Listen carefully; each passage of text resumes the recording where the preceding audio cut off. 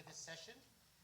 Clearly, I am not Ambassador Wendy Chamberlain, but she's done me the honor of asking me to introduce this panel. I'm Paul Salem, Vice President for Policy and Research at the Middle East Institute. And welcome to this full afternoon program examining what lies ahead on the battlefield and in diplomacy surrounding the Syrian crisis. Middle East Institute is very happy to cooperate with the National Defense University's Near East South Asia Center for Strategic Studies on this program. And at MEI itself, this event is a collaboration of two of our initiatives. One is an initiative on countering terrorism, which is a research project launched a few months ago. And the other initiative is the Track II Dialogues Initiative. Our project on countering violent transnational movements, as we described it, was launched in October 2016 and undertakes in-depth research and analysis into the region's terrorist threats and their underlying drivers, including civil conflict, and ways to address those drivers and bring that to an end. The project is led by MEI's senior fellows Charles Lister and Alex Vitanka. Our Track II Dialogues initiative is led by Dr. Nanda Sleen, who will be on the second panel this afternoon. She has worked together with Dr. Roger Kangas from the National Defense University on 3 rounds of engagement with Russian counterparts focusing on Syria.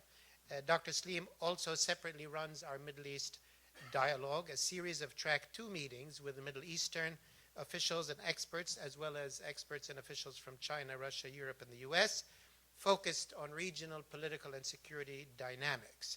And the next meeting of that initiative is in mid-May in Malta. We're very excited to have participants that participate in those Track II meetings, but also with other high-level experts and officials with us this afternoon.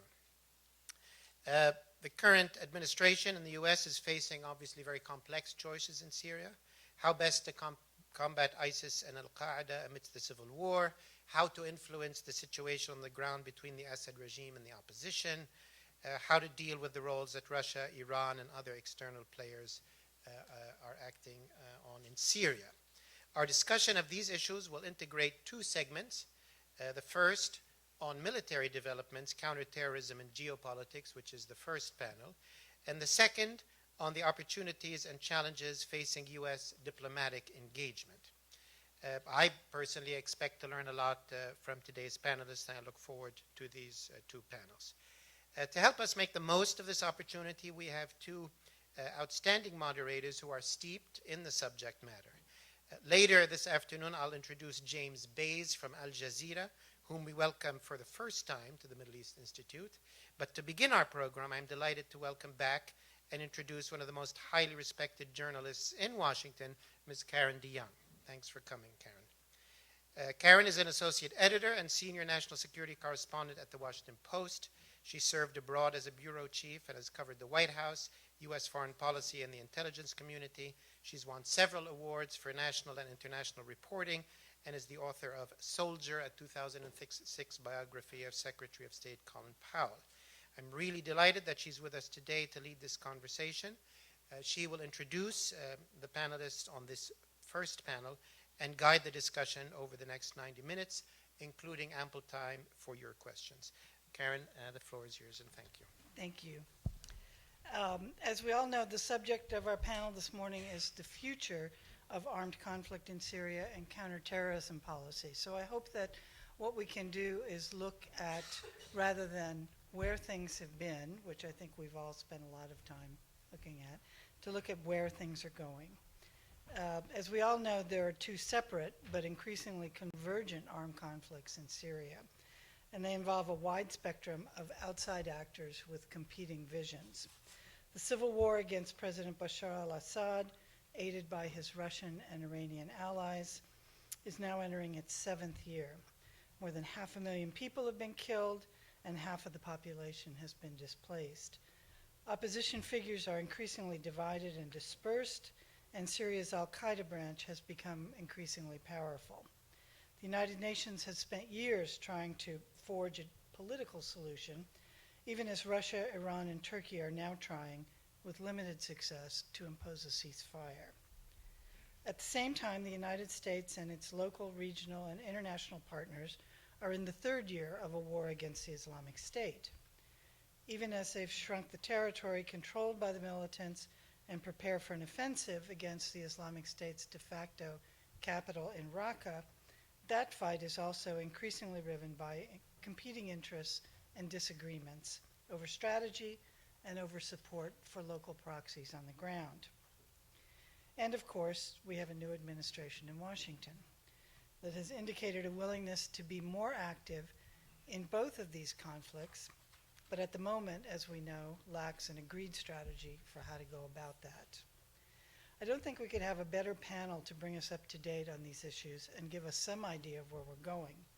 To my far right, Jennifer Caparelli is the lead intelligence planner at the Institute for the Study of War, who has specialized in Syria analysis. She's written extensively on the Islamic State in both Syria and Iraq and on the Syrian civil war.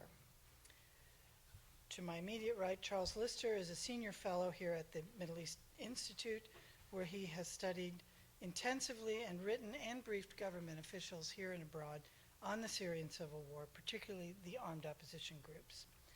Andrew Tabler is a senior fellow at the Washington Institute for Near East Policy, where he is an expert and widely published author on the Syrian conflict and on U.S. policy there. And to my far right, Lieutenant General Terry Wolf is the Deputy Special Presidential Envoy for the Global Coalition to Counter ISIS, we say now, sorry, a job he took up after a very distinguished military career.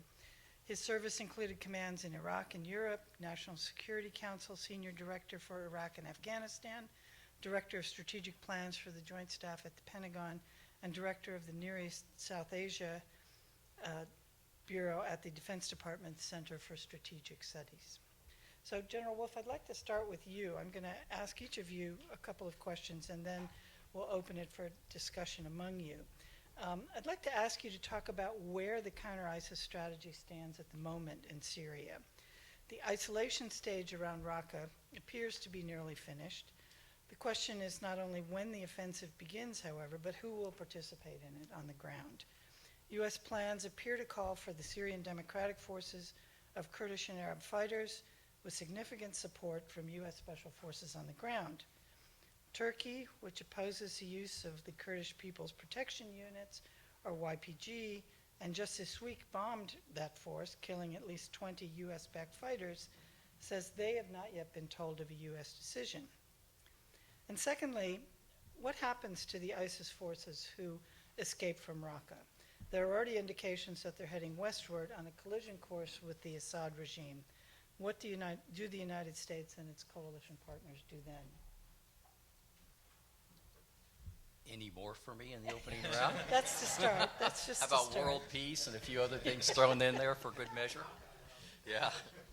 Well, first of all, thanks for the opportunity to talk and the opportunity to lay out a few thoughts. You've given me quite a mouthful in the opening round. So first of all, sometimes it's really easy to talk about the context of the coalition and what we're doing only as you neck down into northeastern Syria. So just a couple of quick data points so you don't forget about what we're trying to do here. This is a global fight against a pretty interesting enemy that is evolving constantly. And in fact, you watched me mute my iPhone a moment ago. That's maximizing, this enemy is maximizing social media in interesting ways to recruit our sons and daughters. It's a remarkable accelerator. And sometimes I think we forget about that. The other aspect of this enemy is they're incredibly adaptable. So whether you're talking about Manbij or Raqqa or Mosul, I personally believe, and Andrew's heard me say this, I personally believe that they are evolving and are using the best tactics, and procedures from every insurgent group from the past 30 years. They have their own air force. It's commercial UAVs, in which they are using the helicopter version and the fixed-wing version. They are running ISR. They are dropping small bombs off of them. That's pretty adaptable. And they're ordering them in enormous quantities. They are fighting conventionally in Mosul in a way that would shock most of us with military service who prepare to fight against different enemies over our career. But in the same day, they may strike with car bombs in Baghdad, or unconventional operations somewhere else, trying to kill informants and others that are working against them. At the same time, they have global reach as they send leaders, money, and propaganda support out across their 8 announced affiliate branches and affiliates, but also in numbers of other locations that they don't. So my point is, this is a very different enemy. And it's very different than some of the groups that we have fought or been part of fighting in the past decade or so, or even longer. So I always think it's appropriate to recognize how complex the fight is and that it's a global fight. We think about this in terms of the fight in Iraq and Syria, and then the nodes and networks that make this thing work for them. How do they use money? How do they use foreign terrorist fighters? How do they use that propaganda support that I talked to push their ideology? And you say, everyone says we all know that, but before you neck down into the northeast part of Syria, I want to remind you of that. And then how are they trying to hijack other existing problem sets in different countries and areas to try to convince those groups to throw their lot in with Daesh or ISIS? And it's different in every locale, I would argue. So now a little bit about where are we going? So in northeast Syria, since about November of 15, the SDF has fought a series of fights as a proxy force against Daesh as a ground force supported by the coalition. And you all can look at the different pieces of terrain that they have basically taken control of. Starting from El Hasaka, working your way across Tishreen Dam towards Manbij, and most recently, since last November, they have been in the process of isolating Raqqa, and it's been done in a series of phases. The SDF, in their own website and their Twitter feeds, you can go look at that. Many of you do, I'm sure, know that they launched efforts going from north to south towards Raqqa in November, and then in December they kind of shifted their focus to the west. And then after the turn of the calendar year, they've been working to isolate the east side of Raqqa, but they've done more than that. They've gone south of Raqqa, and they've cut off the routes moving from Raqqa down to Dar ez-Zor.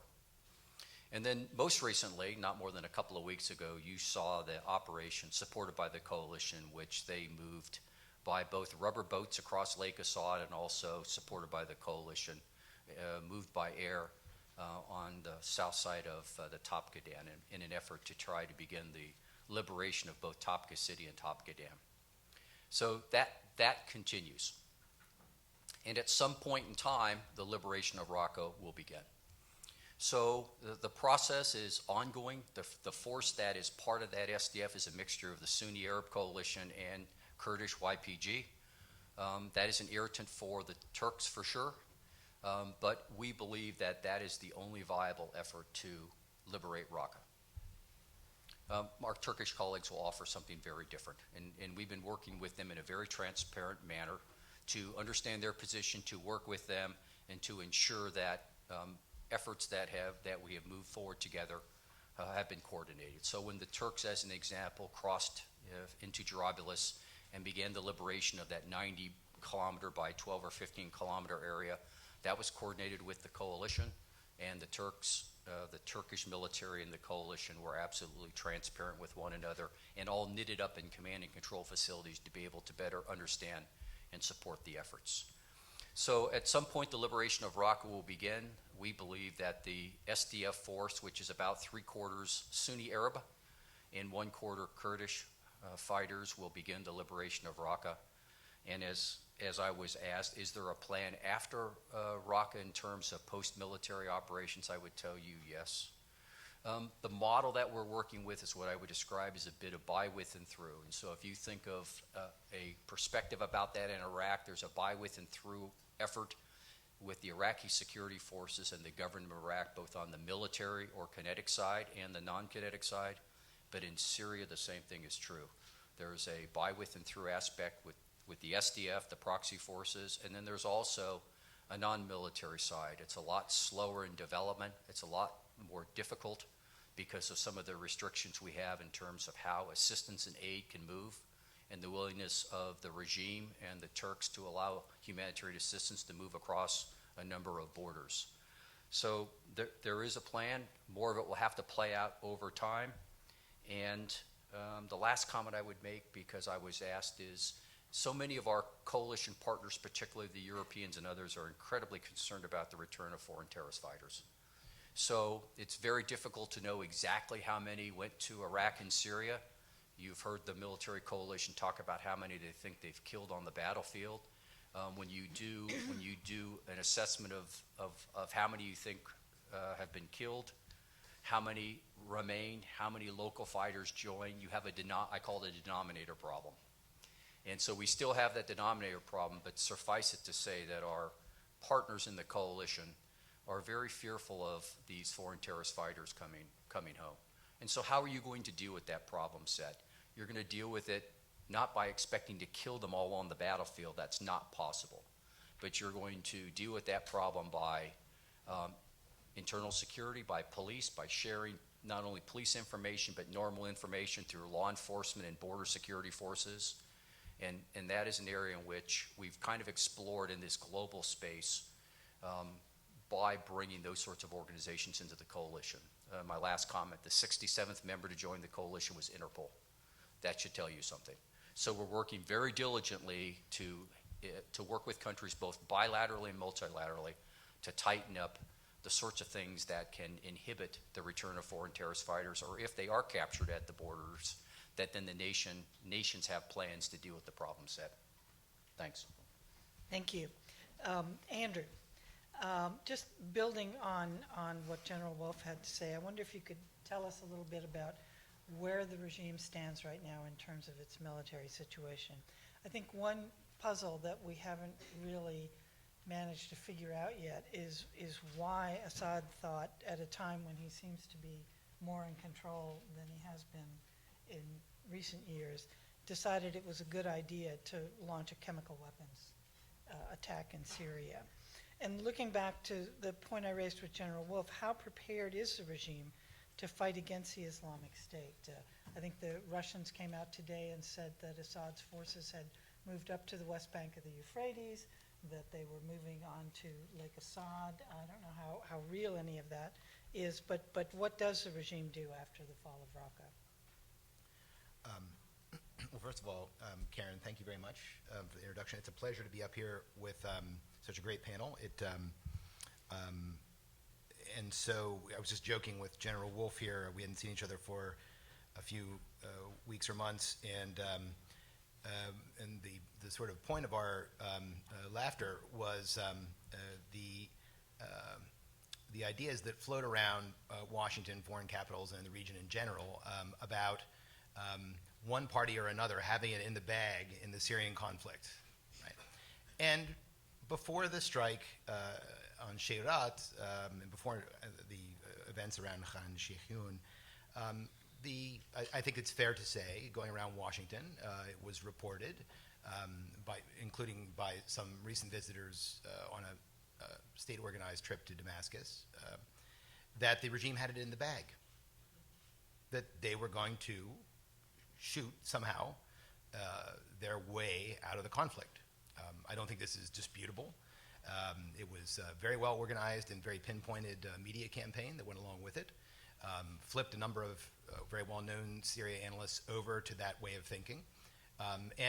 This is not, and it was understandable. The regime had been grabbing back territory. It also had the trappings, it had the support of Russia, it had the support of Iran, and had gained about, I think, 5 to 7% of Syrian territory since the Russian intervention. I think now it's going a little bit up from there. So it seemed as if the regime was going to have it in the bag, and this was, I think, best described by President Assad himself when he said that he was going to reconquer every inch, every sort of measurement of Syrian territory. The problem with that analysis is that it is a far more complicated situation, and it gets to your very important question: why did Assad use sarin, a substance he was committed to destroy under the Chemical Weapons Convention? Why did he use it at Han Shihun? Well, On the surface, it seems like it's just another symptom of Assad's brutal approach to the war and penchant for using strategic weapons against his own people. Right? He doesn't just use gas, he uses Scud missiles, he uses a whole host of the Syrian arsenal to continue to shoot and cajole his people into submission. But in reality, the simple fact is, it remained then and it remains to this day, the regime does not have the manpower to retake every inch of Syrian territory. It just doesn't. A lot of some of my colleagues have talked about this. Bringing in Shia militia from outside has helped. Some of these numbers have been estimated to be quite large, up to 50,000. It depends on how you consider Hezbollah, and so on. But even with those combined capacities, the regime and its allies do not have the capacity. They do not have the ability to retake all of Syrian territory. And even when these things are gamed out, I think it's very interesting, and is in times we have gamed it out, it's always on a timeline of years, right? So we would have probably by that time another election, perhaps here. A whole host of other things could happen, terrorist attacks and so on. So driving that home, that the regime was losing territory north of Hama quite rapidly. And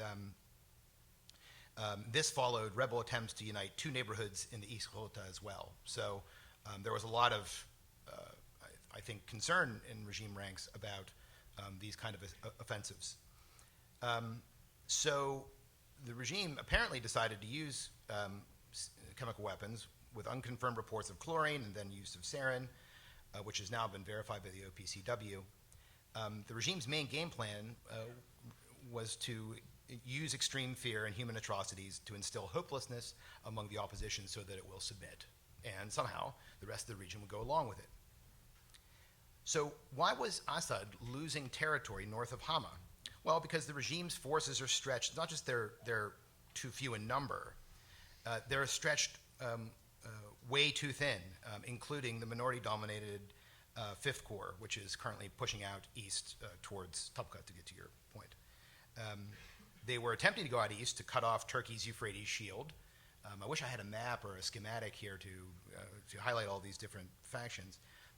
But Turkey backs a force in northern Syria, as many of you know. And they wanted to become relevant in the fight for Raqqa.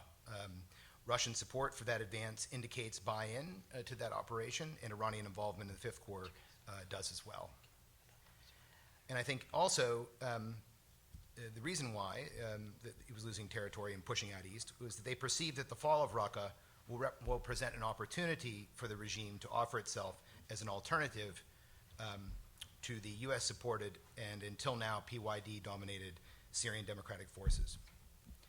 So it begs, a final question: why does the regime and their allies think that Raqqa will be ripe for the picking after the SDF surrounds and takes over the city? And this was the subject of a recent report that I helped bring out at the Institute based on someone who visited Raqqa recently. In a nutshell, it's because the regime and its supporters know that the Sunni Arab tribal and other support for the SDF is low and at best uncertain. This is due to the perception of settled Sunni Arab tribes near Raqqa that the SDF is a vehicle for Kurdish domination of the Euphrates Valley. Until now, the SDF, to its credit, does have an Arab component. Until now, though, that Arab composition of the SDF, or what's called a SAC, is dominated by Bedouin tribes who are historically rivals of the settled tribes of Raqqa and the Euphrates Valley. Right? So, in order to sort of counteract this this situation, I think in the short term, and I think General Wolf puts it really well, right? You have to go to war with the force that you have, and unfortunately, our allies do not have very good capacities to fight in theaters like the Syrian conflict. And there, I think we need to look at two things. One is looking at the SDF as like a shareholding company. There's a difference between shares outstanding and shares issued, right? So shares issued to date in the SDF is heavily Kurdish, right? No matter what way you cut it. The key to success for the United States, and probably for the SDF in general, will be to expand that issued shareholding to include more settled tribes from the Euphrates Valley. Right? Now, that's in the short term. In the long term, the real challenge will be to come up with a workable political strategy that will help our allies play their necessary role in Syria, both in bringing about change in terms of a viable government, as well as defeating non-state actors which have filled up opposition areas. Thank you.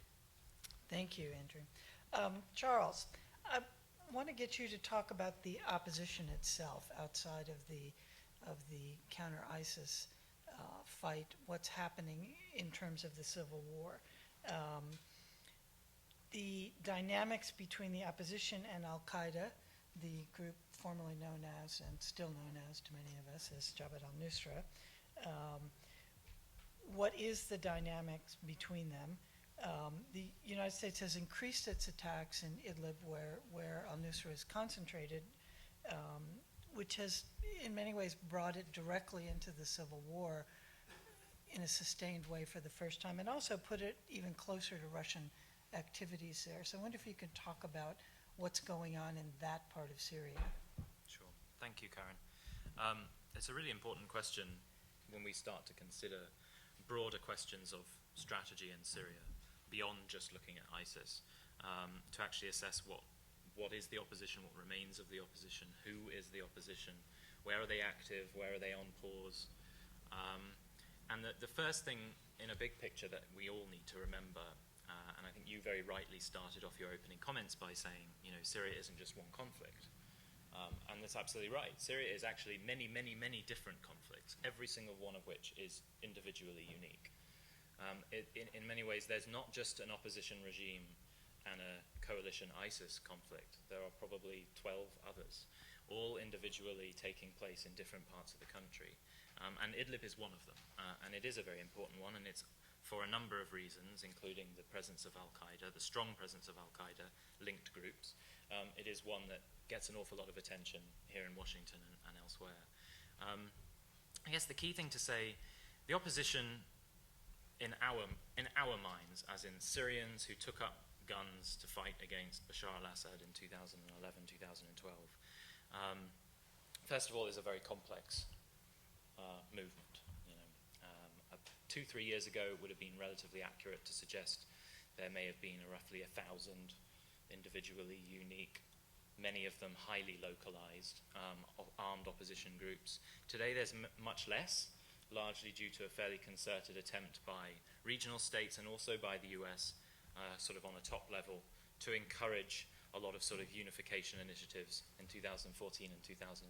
But nevertheless, it's still intensely complicated, and it has become incredibly complicated in Idlib. And one of the main reasons for that was post-Russian intervention, as Andrew very well explained, the Assad regime has undertaken a steady recovery.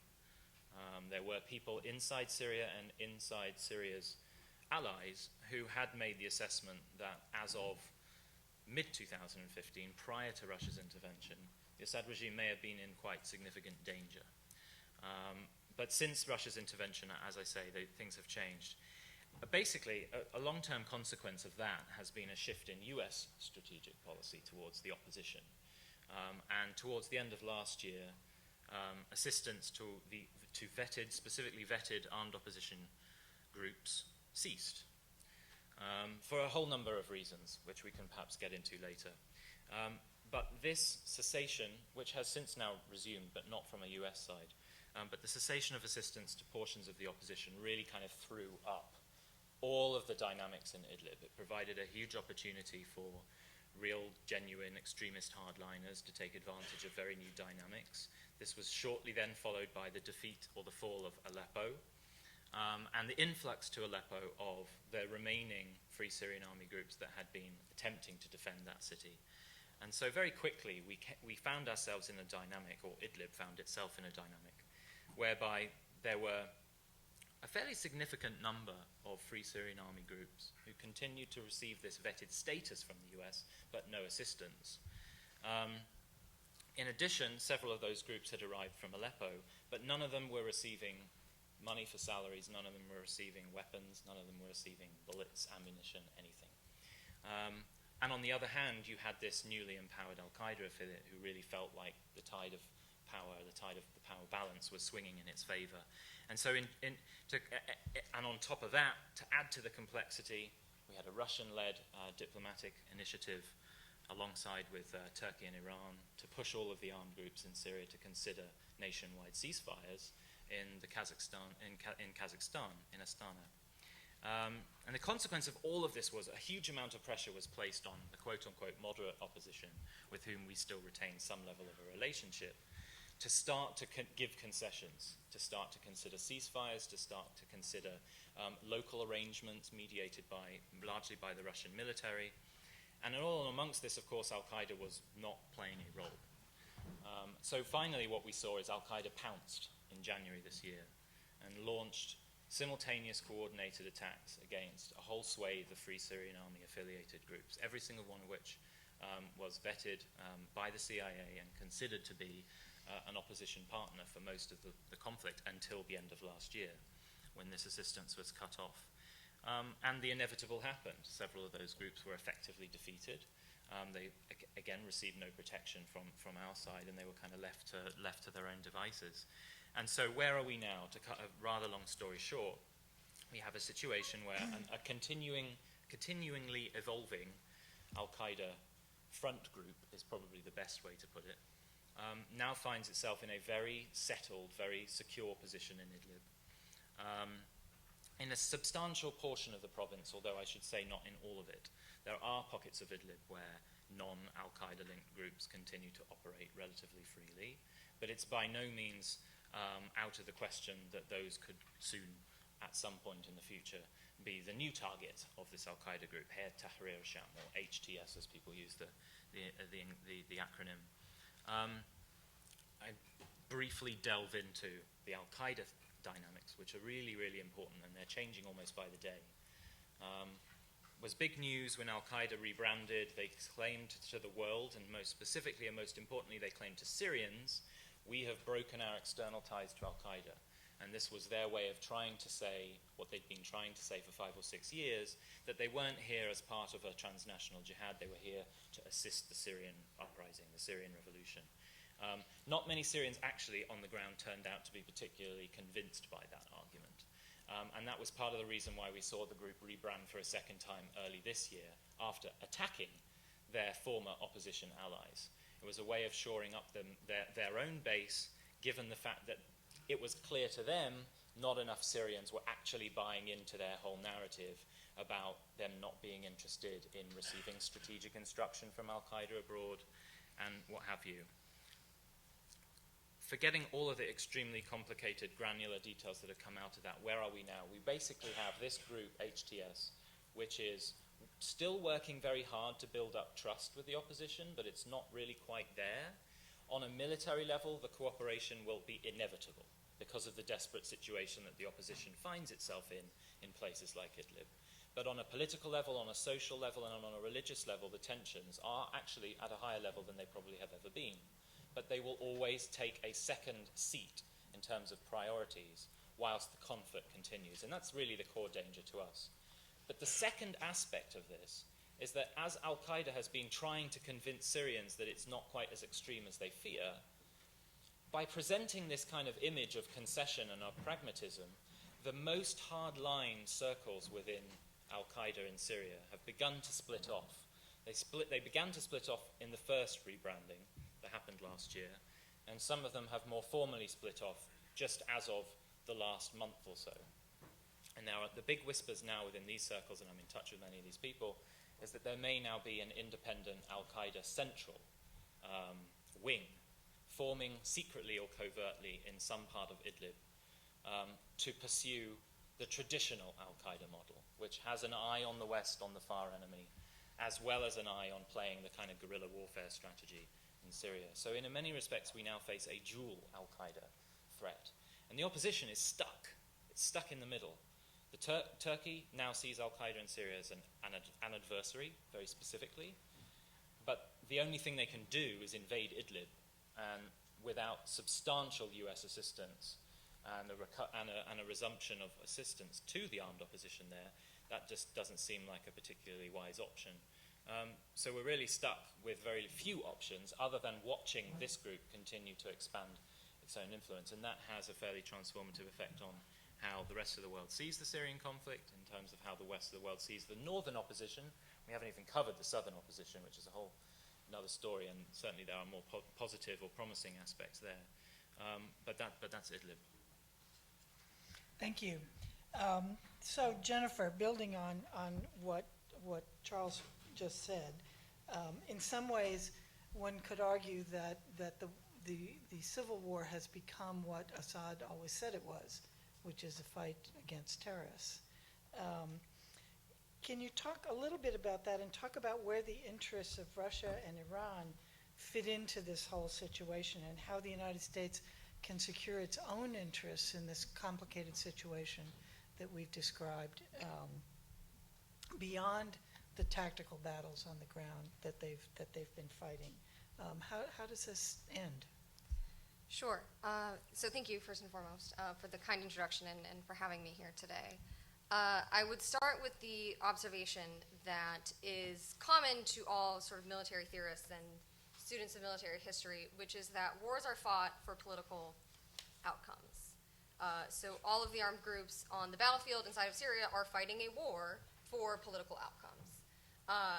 One of the core challenges that we, the U.S. and the international community faces, is that the political outcomes of the largest warring factions on the ground inside of Syria are incompatible, but none of these factions has actually become more willing over time to suboptimize or to accept anything less than their original political goals. And Charles and the other panelists certainly touched on this. The actors with the most coherent political goals and military strategy to achieve those goals are Assad and the Assad regime and his external backers, and the jihadists, which have come to dominate the opposition in part because the jihadists provide asymmetric military capabilities like suicide bombers that the opposition was either unable or unwilling to use early in the conflict. But Al-Qaeda also has, in particular, an ideological rigidity and a cohesion of its fighting force in terms of command and control and discipline that made it more effective on the battlefield.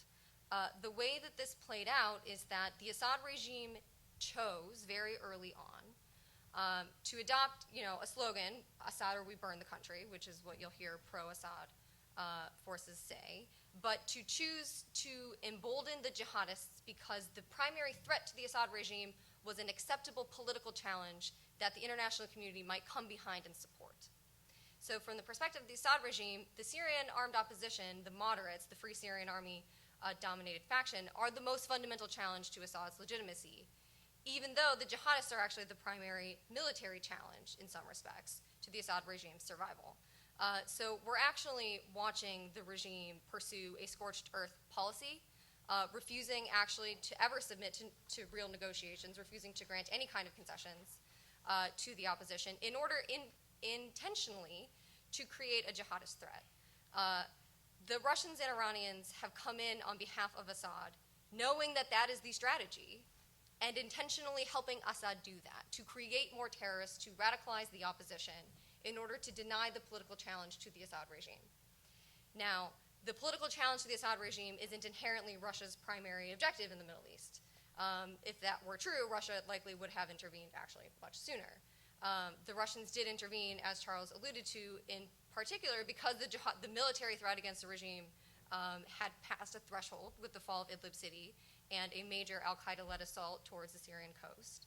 But Russia also perceived an opportunity to challenge the United States in the region by intervening inside of Syria, to exploit vulnerabilities in America's strategic posture in the Middle East, and to acquire strategic basing that Russia could then use as part of a global campaign that Russian President Vladimir Putin is waging to constrain the U.S., to challenge the U.S. globally, and ultimately to weaken and undermine institutional or international institutions and international rule of law that favors the U.S. and constrains him.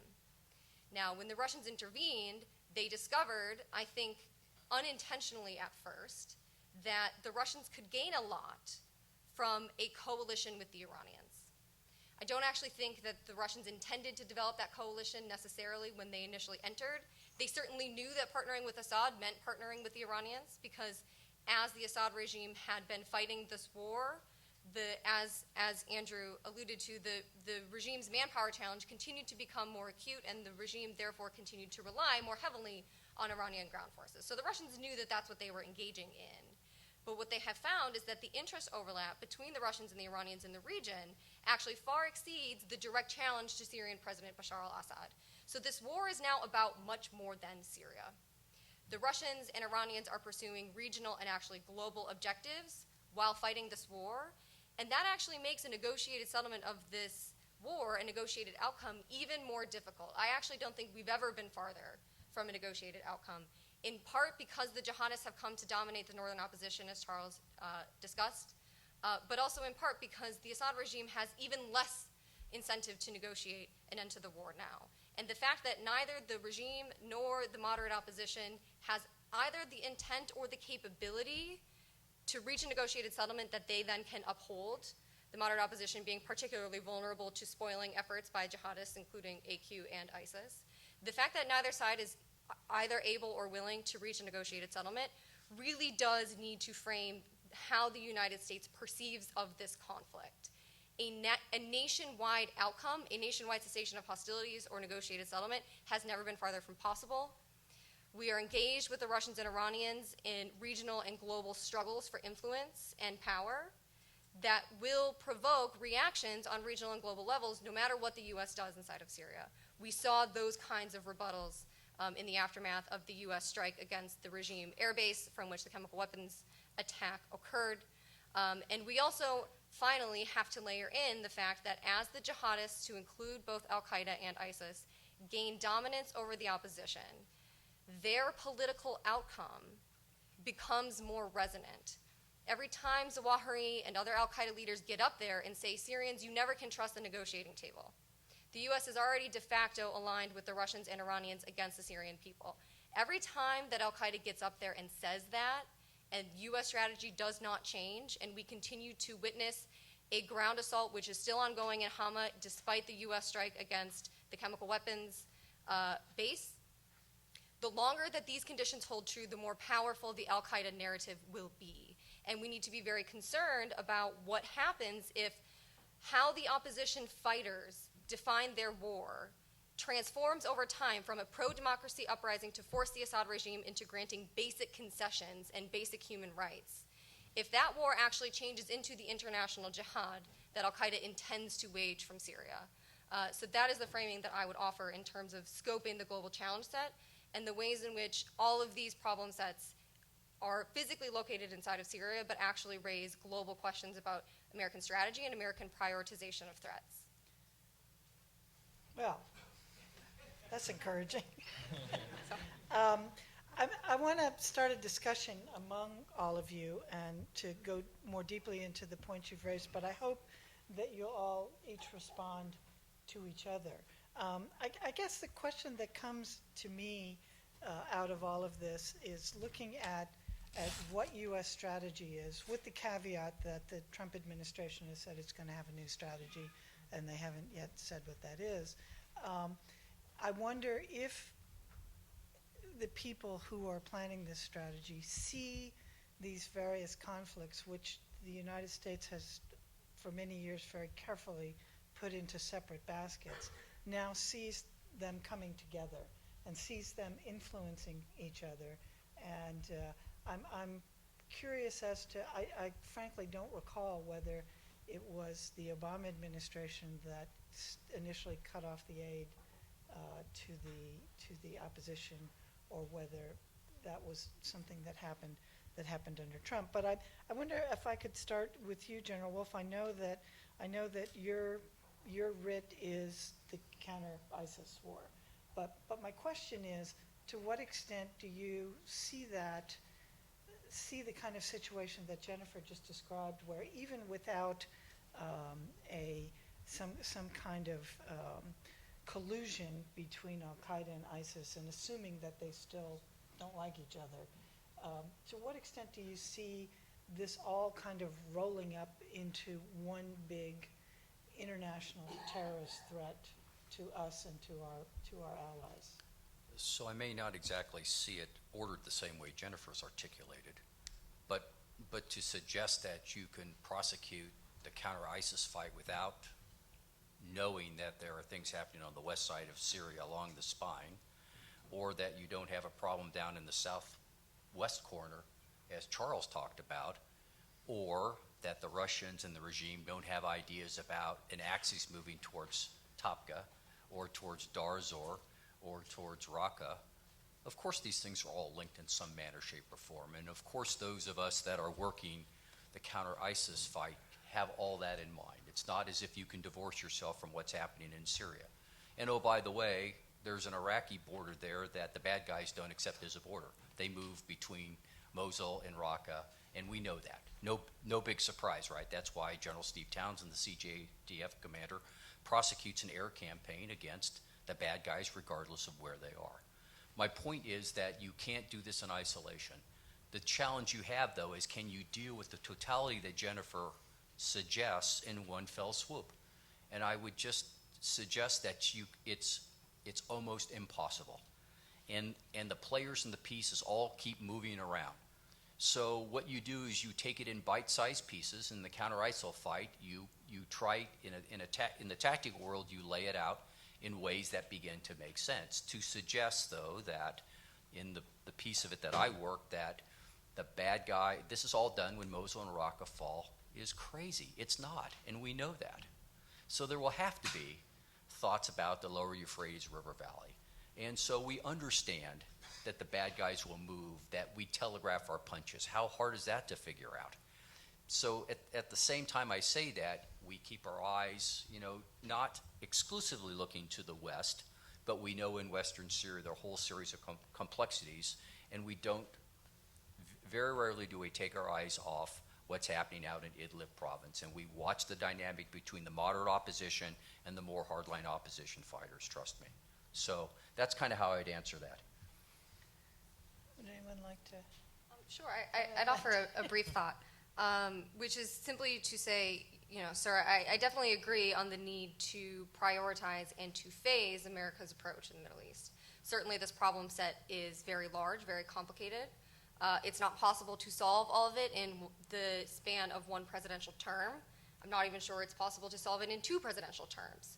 So the U.S. absolutely and coalition partners must proceed in a deliberate fashion. I think my concern in terms of the current American approach stems largely from I don't actually see the necessary supporting efforts to make sure that the success gained on the battlefield thus far against ISIS, which has been incredible and important, to make sure that those successes are enduring and that they support a longer-term outcome in Syria and the wider region that actually supports U.S. national security interests beyond just the defeat of ISIS. So from my perspective, it's an and equation. We do need a more robust counter-Al Qaeda strategy inside of Syria because U.S. strikes have not actually halted the growth of the Al Qaeda affiliate. We've done some damage to Al Qaeda leadership, and that's important. We've likely halted active Al Qaeda plots, but we haven't actually stopped the transformation of the opposition, which is a major challenge post-ISIS. That's obvious, and I would never submit that U.S. officials or current strategy makers don't understand the Al Qaeda threat. But I would submit that we need more immediate phasing of supporting efforts actually to ensure that the counter-ISIS progress translates again into a sustainable outcome. I would highlight that the most effective shaping effort that the U.S. can execute inside of Syria has actually always been the creation of or the strengthening of an acceptable opposition, which is the core asymmetric foundational challenge to both the Assad regime and the jihadists, and is actually the one thing that, if achieved, would really put Syria on a path towards stability. Now, the U.S. has attempted and has not succeeded, largely, at building up a moderate Sunni force. We've had failures in this regard. But we've had failures in this regard because the previous administration lacked the will to take the necessary actions against the Assad regime, actually to align American strategy against ISIS with American strategy towards the civil war writ large. And I don't think that we have to continue forward in 2017 and beyond without reevaluating the reasons why we decided to prioritize ISIS and the military fight in the way that we did without developing a complementary strategy actually to force the Assad regime to the negotiating table. So I would highlight that as framing. Yeah. And I would just add, just as a complementary point. I mentioned in my first remarks about how Syria is composed of so many different individually unique conflicts.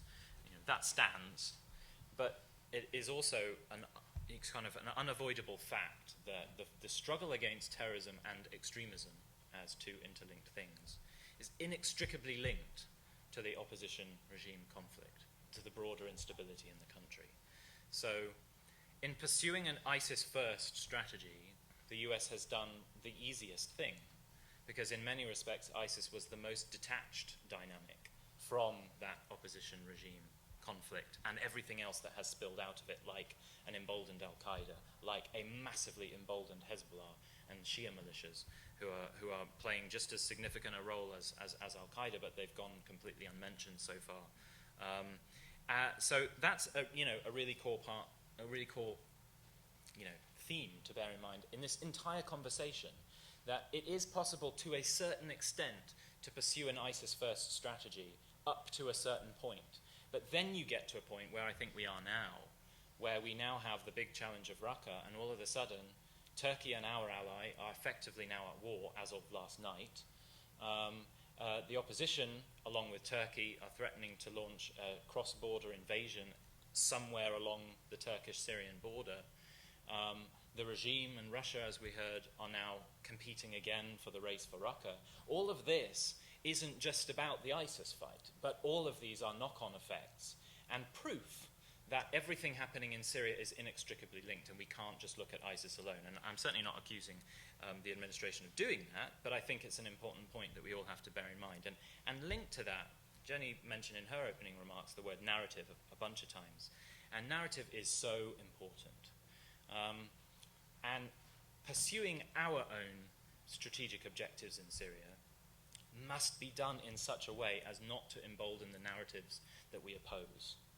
And one big danger in my mind is that if we pursue the existing status quo option for Raqqa, which is to use the Syrian Democratic Forces, we'll see take place what has already taken place in another area of northern Aleppo, which is we help our local partners take the territory, and then Russia steps in and mediates an agreement whereby that territory is handed over to the Assad regime and to Russia. Nothing could be more damaging to our fight against extremism than letting that play out in Raqqa. I mean, that is the jihadist dream. The international community fails for 6 years to protect civilians under barrel bombing, gas, Scud missiles, and everything else that you want to list. Then it steps in to fight ISIS because ISIS is perceived as a threat to Washington or New York or to London or to Paris. And then it succeeds in taking that territory and then gives it back to the guy who was originally gassing them, Scud missiling them, and everything else. That narrative is, I fear, where we're going now. And that's another reason why we have to see our counterterrorism priorities as a single component of a much broader, much more complicated conflict. Because if we do pursue that approach, ISIS will come back stronger than it came back again 4 years ago. And it's come back again before that in Iraq. This would be its third recovery if it comes back again. And ISIS stands to benefit less than Al Qaeda does from that scenario, because Al Qaeda has spent the last 6 years embedding itself, attaching itself to the opposition narrative. ISIS was always about establishing an Islamic state, and and we don't want to work with anyone, we don't want any partners, we don't want any alliances, we will pursue this alone and we'll kill you if you oppose us. Al Qaeda has sought alliances. It's changed a little bit in the last year or so, but that narrative still is in people's minds on the ground. And it has sought to work with people. It's sought to work under an umbrella to pursue the anti-Assad narrative. And if all of this giving the territory back to Assad scenario takes place, then Al Qaeda will benefit like we've probably never seen them benefit before anywhere in the world. And that's scary. It's scary not just because Al Qaeda's become extremely powerful in parts of northwestern Syria, but also because it's got to the point where certain regional states may now be considering this specifically Al Qaeda-linked group as a potentially different actor that we haven't seen active before. Some of these states are saying, well, maybe this group shouldn't be a designated terrorist organization. In fact, maybe we should be supporting it because it's our best chance of continuing our struggle against Assad. Now, if that scenario takes place because we've emboldened their narrative, then where are we? Al Qaeda suddenly an acceptable actor amongst some of our regional allies? I mean, that's a scary scenario for us. What, I want to ask General Wolf to respond to that in terms of how you plan to avoid the regime moving into Raqqa, and whether you share the assessment of how dangerous that would be. I know that with the situation in Manbij, there was some thought that it was okay as long as Syrian troops didn't go in there, but that the government could actually manage some of the infrastructure, could pay salaries, could do stuff that would save the coalition and the people on the ground some trouble. So I want to ask you how you're going to, whether you think it's important to avoid that and how you're going to do it. And then more broadly, and maybe Andrew, you can come in on this,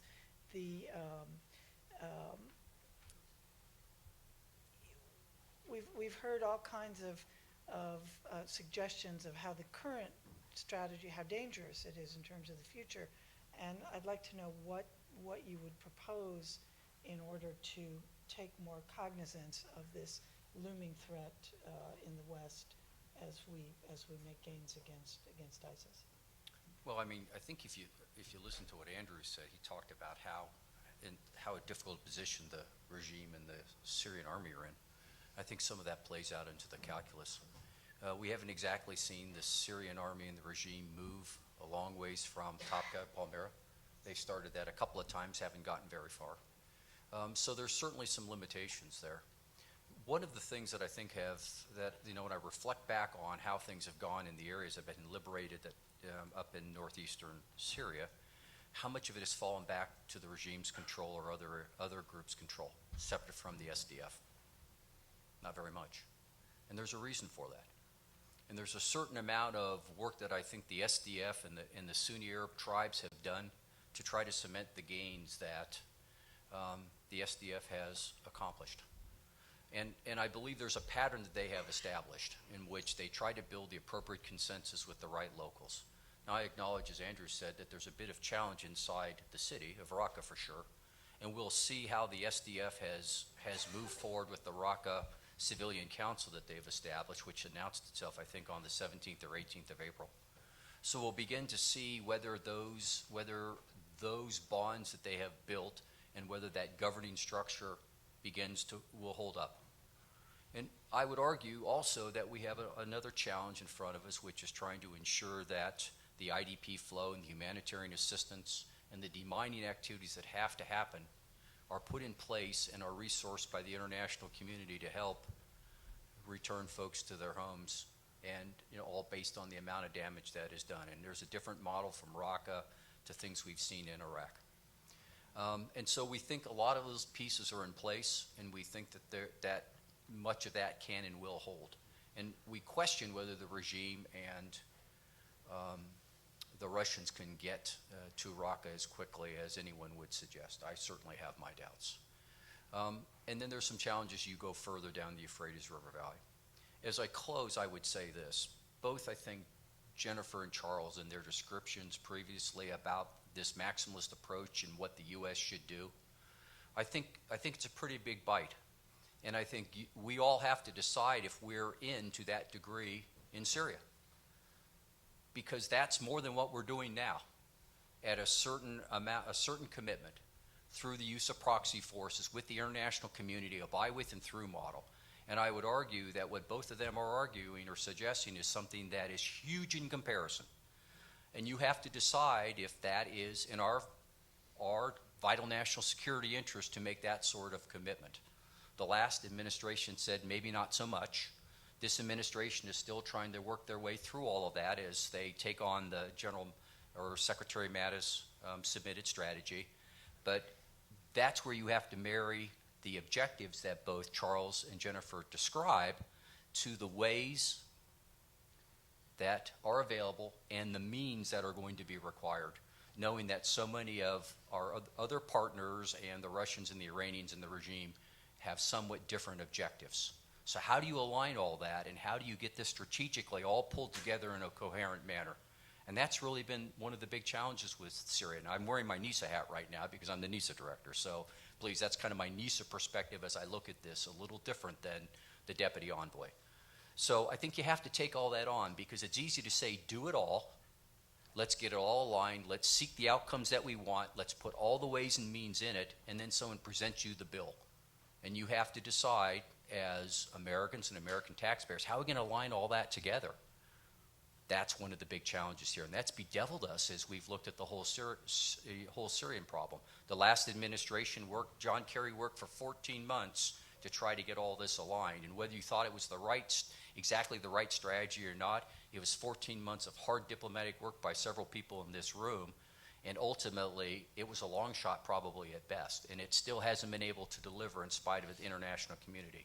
So write a script that's better, that diplomatically helps you get to the end state that you want, that the military instrument with partners and others can be brought to bear with a bill that is acceptable to all of us. That's a tough, tough challenge.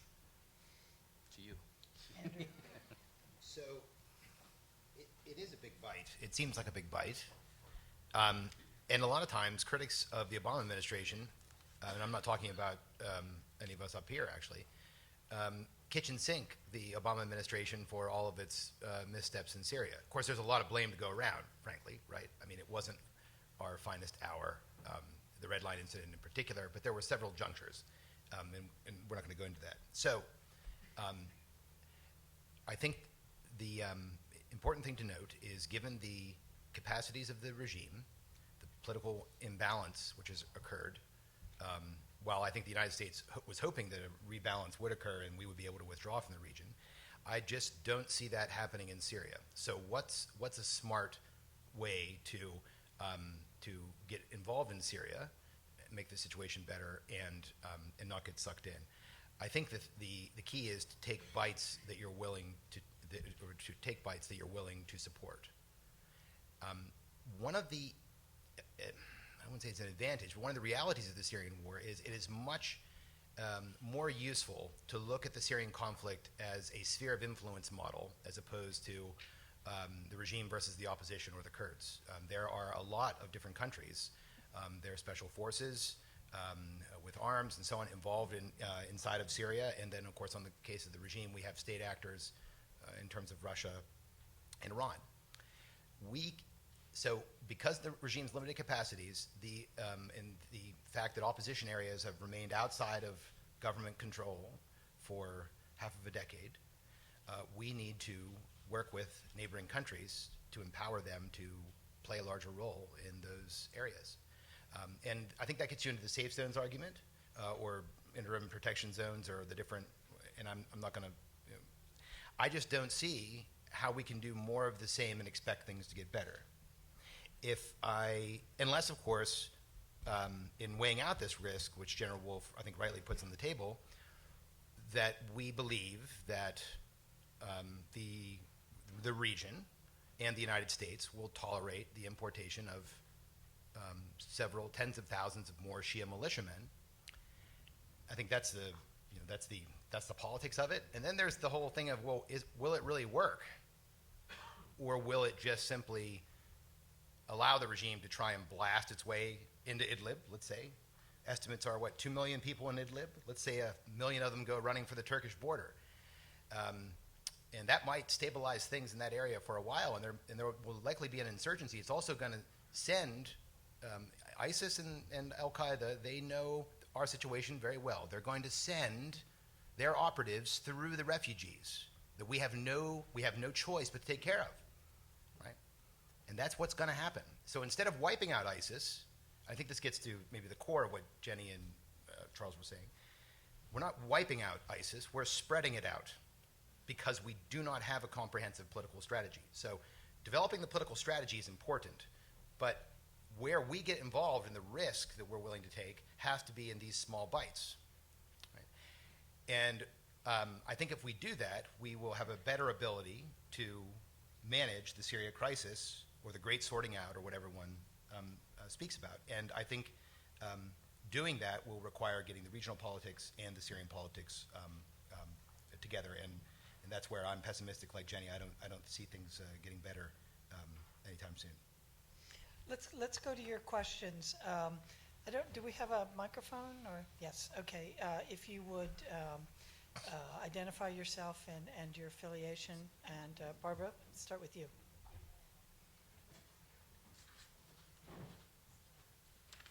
Thank you. I'm Barbara Slavin from the Atlantic Council. General Wolf, how do we resolve what is obviously a deepening problem with the Turks? I mean, we've had the State Department express its concern about these bombings, but you know, if this continues, obviously it's going to impact our strategy. And then maybe to Charles and Jennifer, if the United States just continues to focus on ISIS, what happens to the Al-Qaeda Led Opposition? Do they actually fight the regime? Are they fighting the regime? And if so, what's so terrible about letting Assad and the Shia militias and the Russians and the Iranians fight the Al-Qaeda groups? And I'd also be interested to know where they're getting their external support from. Is it Qatar? Is it Turkey? Is it Saudi? Thanks.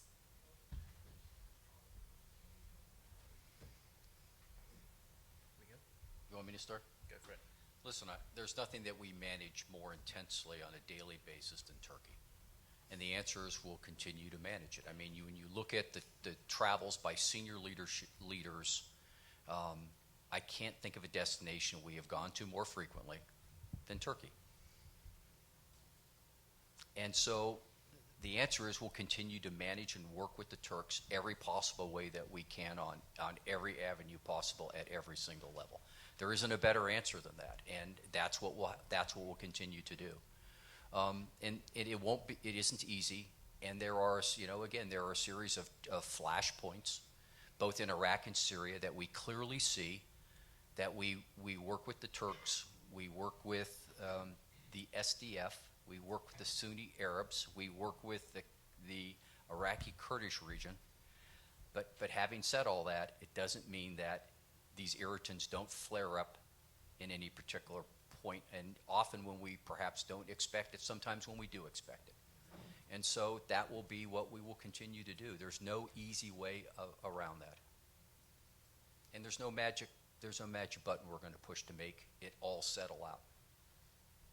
Can I just ask you, today, the State Department said yesterday that there had not been consultation before these Turkish strikes, and the Turkish Foreign Ministry this morning put out a very long statement detailing all the levels of consultation. They said I didn't see his statement. I know how much time, as we talked yesterday, it was under an hour, and it was notification. That's what we said, and that's exactly what I understand.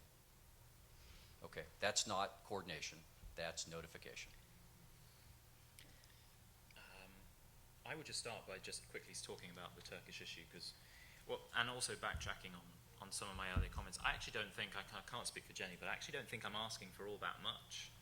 I don't think I'm asking for us to take a big bite. I'm asking for us to think long term and not just in the immediate term. I mean, if Raqqa is the objective for Raqqa's sake, okay, but what happens if we take Raqqa and we've created so many negative spill-on effects that we either leave and then have to come back 3 years later, or we have to stay for 6 years to stabilize what we've created. And I think that was really just the point I was making. I'm not saying that we need to do anything hugely expansive on that situation, but I fear we're not looking long term.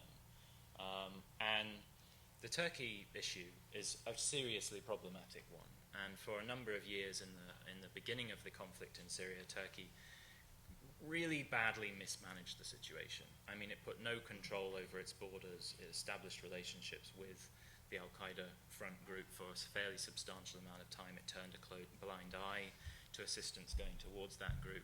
And then there came a point where that started to kick it in the face, when ISIS started to destabilize Turkey, having enjoyed part of that benefit. The problem is, though, is that Turkey also has a point, right? The YPG, our principal ally on the ground, was officially, in US words, in our own National Counterterrorism Center, labeled the Syrian affiliate of the PKK, which was an organization we had designated as a terrorist organization since 1997. Now, surprise, that final paragraph of the PKK profile was deleted as soon as we started working with the YPG. So the PKK has been the principal national security threat to Turkish stability for nearly 40 years.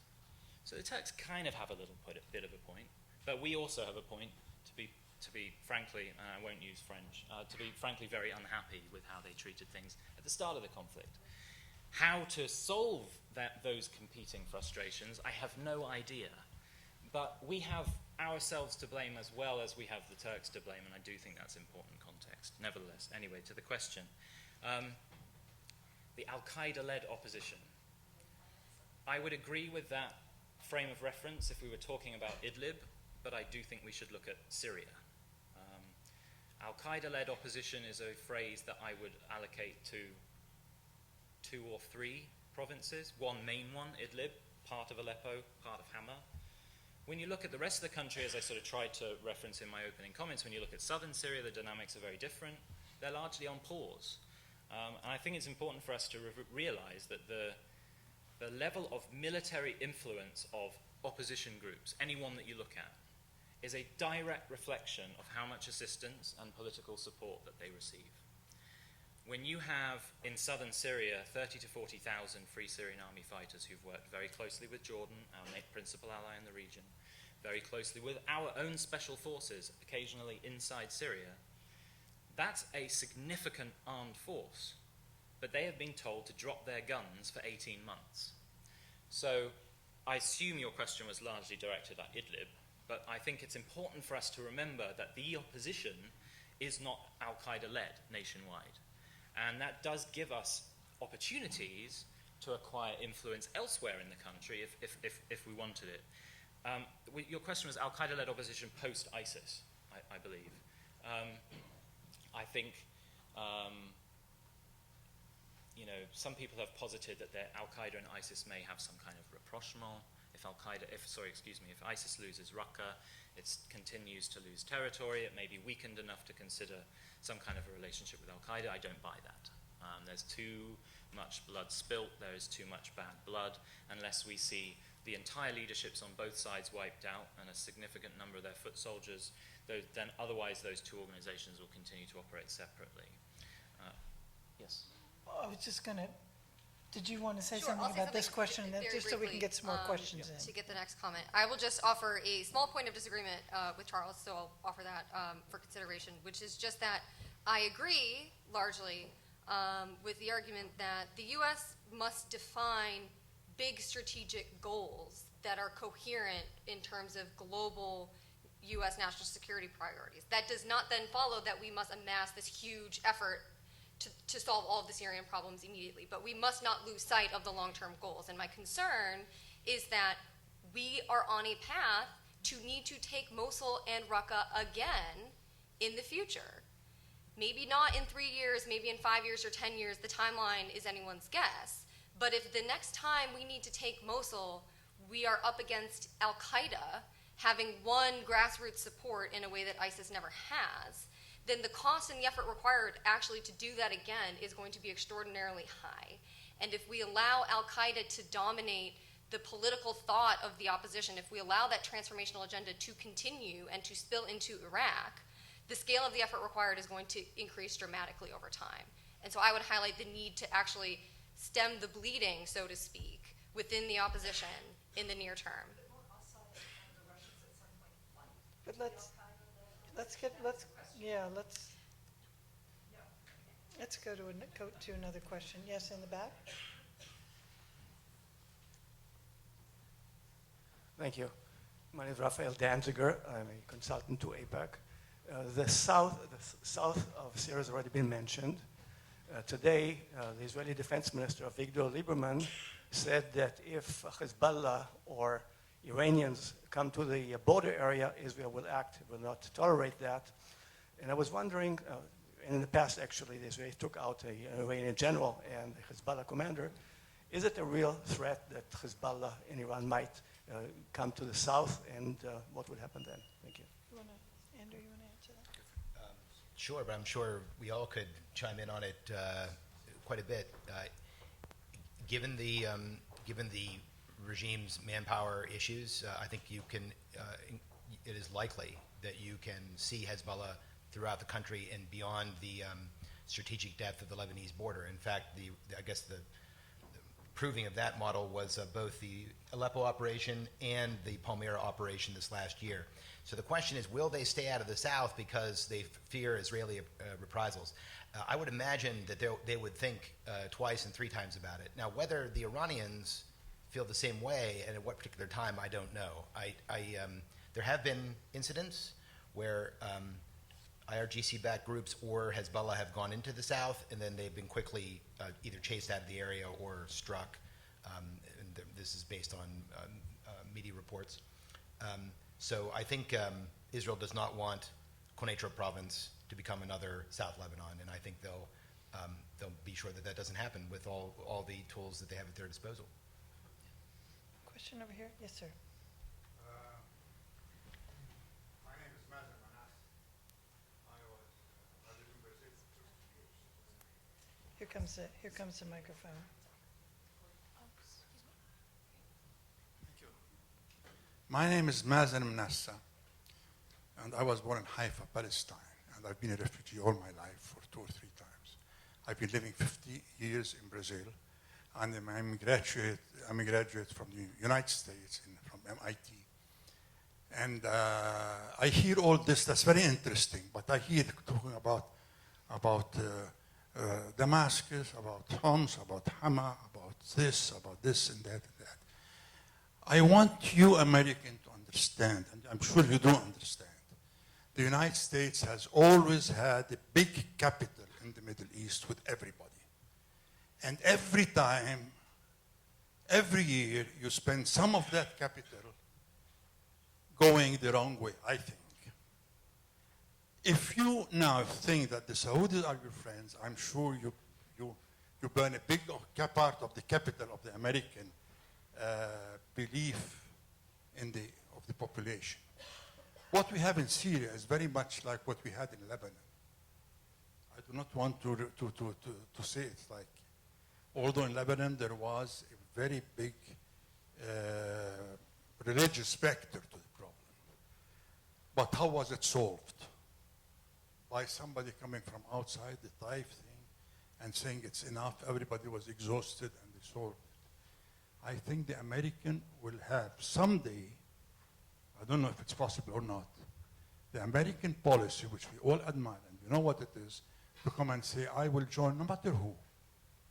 The Iranians, the Russians, so on and so on, and I want to solve this problem because the Middle East, if you look at it today, it's like Berlin after the Second World War. Did you have a question?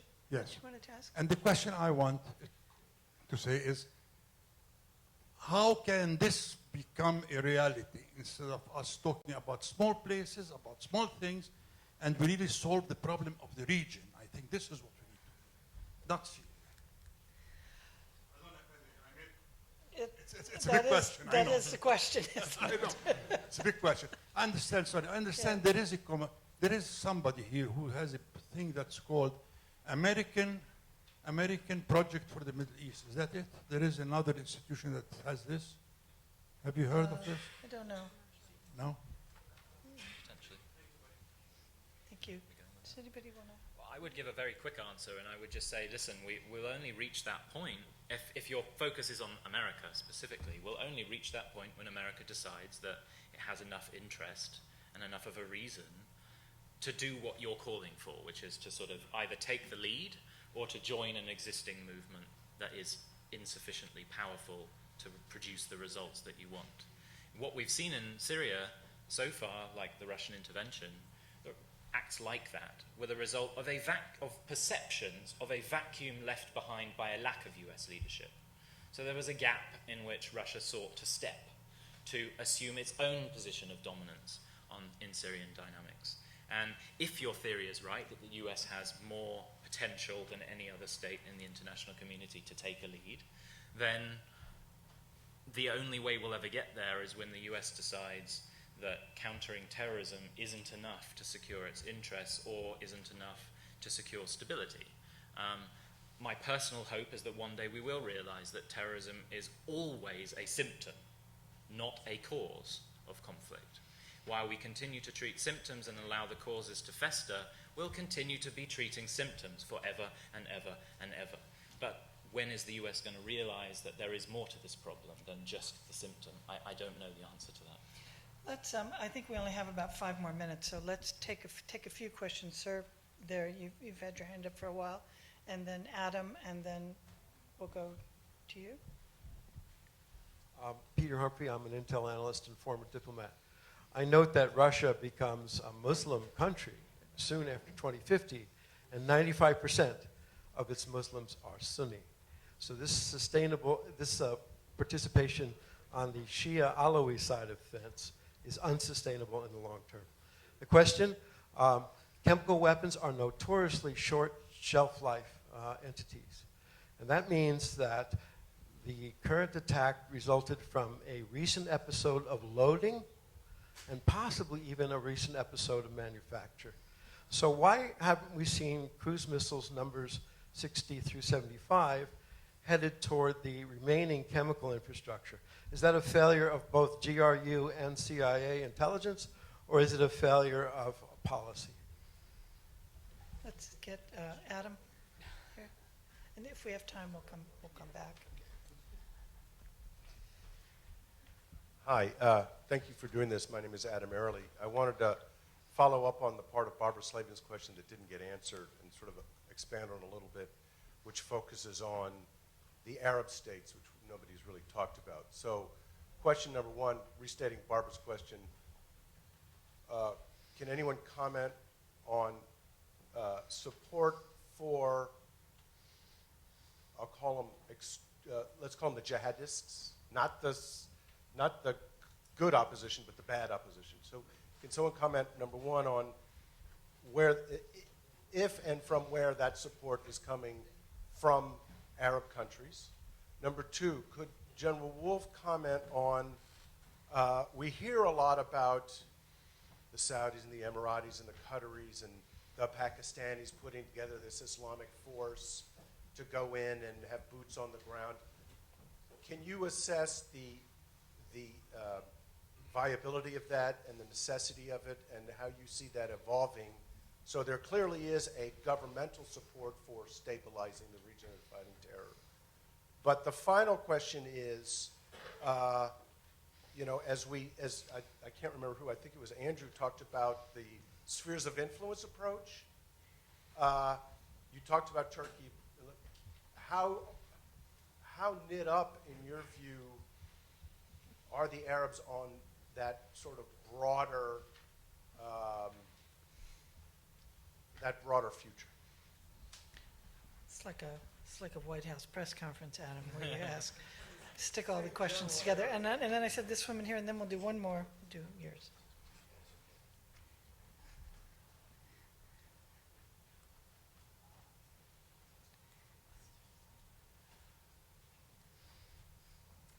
Hi, thank you. Burcu Erdoğan, Tanser, counselor at the Turkish Embassy. My question would be to Mr. Wolf. As you might guess, Mr. Wolf, my question would be related to your statement regarding SDF forces as the only viable option. From that, the FSA forces that have fought in northern Syria has actually liberated 4 out of 5 major centers for Daesh, which are Al-Bab, Arai, Jarablus, and Azaz. So there is only one more left, which is Raqqa. So my question is, do you think that the investment that the US has made so far to the YPG forces, if that investment, I don't know how much, but that's also a question to you, would have been done to the moderate Syrian opposition forces, whether that would have been another viable option or the most viable option for you or not? And the second question is, does the tactical alliance of the United States with the YPG forces, which you try to explain as SDF forces, but actually SDF forces are dominated by YPG forces and controlled by them.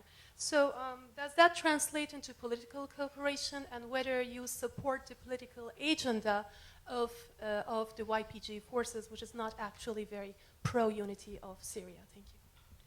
All right, one more really fast question, and then this is going to promote very quick answers because we have no more time. Thank you. Thank you for doing this. Mohammed Ghanem with the Syrian American Council. I have a quick question for General Wolf. So some of the Arab commanders that are fighting with SDF have spoken with us on condition of anonymity. According to them, the best case scenario, the Arab component is about 20 to 25% of the entire force. According to them, SDF is decidedly dominated by YPG. And then we've also spoken with the former provincial council of Raqqa, the group of civilians that used to govern Raqqa when Raqqa was under the opposition. They were kicked out of Tel Abyad they're now based in Urfa, Turkey. They were kicked out of Tel Abyad by YPG. They also said they wouldn't go back if YPG is the force to liberate Raqqa.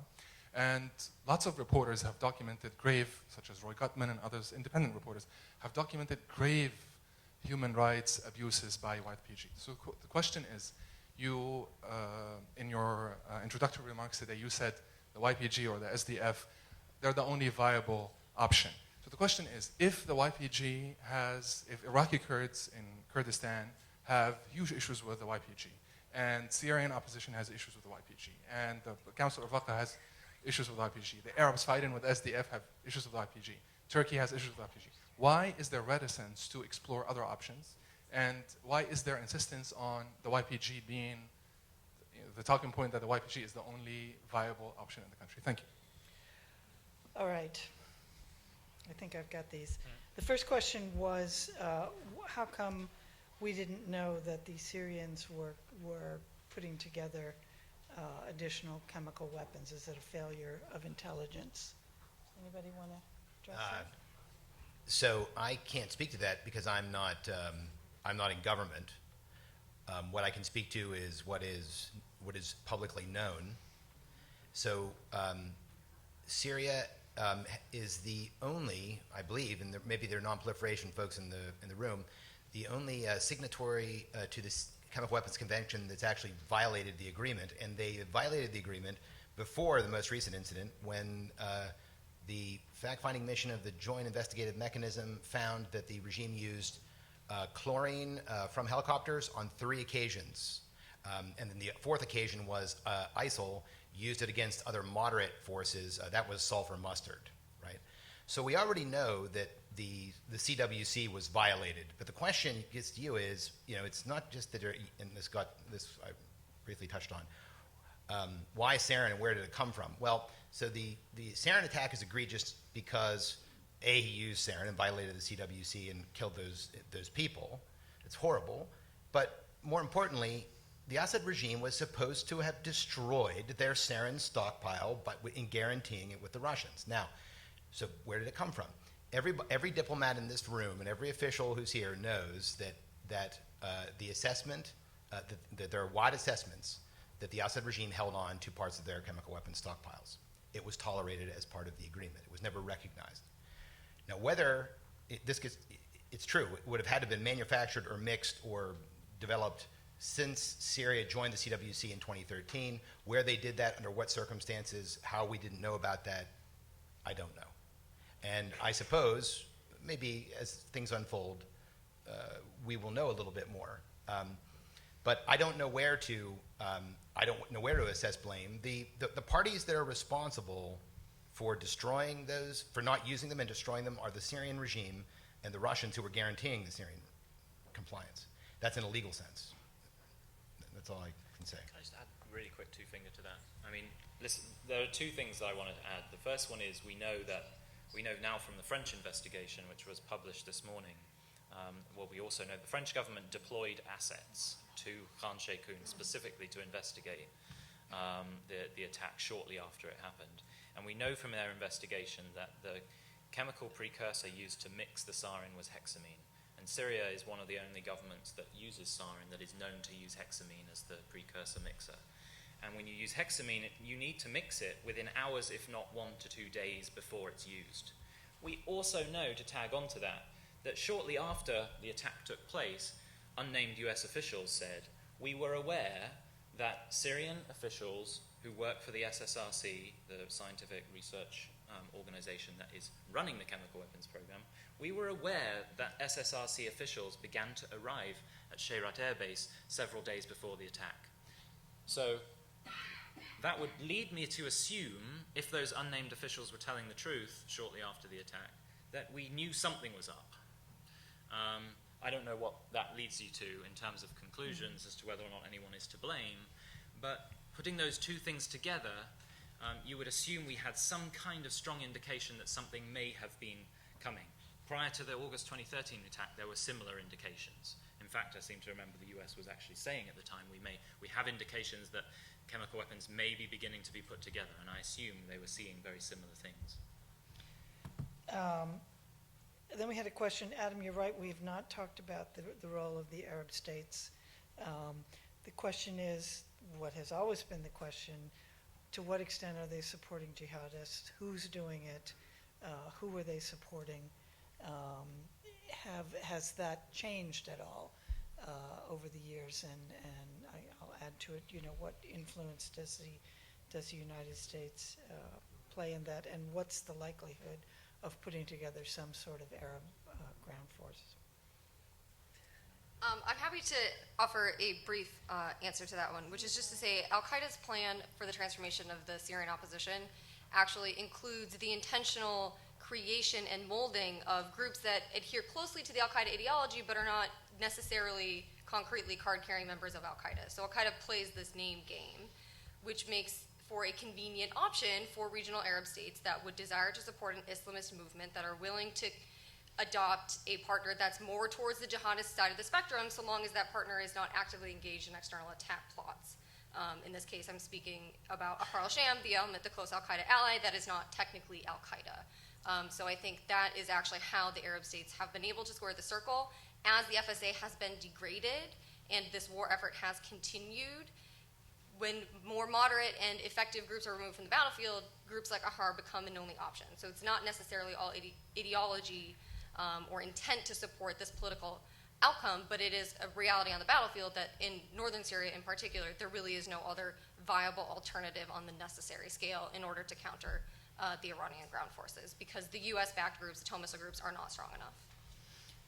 I think the U.S. government position has been for some time now that the Gulf Arab states are no longer providing support for these groups, and that while there may be individuals in individual countries who are doing it. Is that?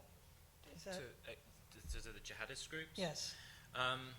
Well, there's no open source information that proves that any government has specifically provided assistance. One would assume if they were, it would have been leaked at some point in the last 6 years.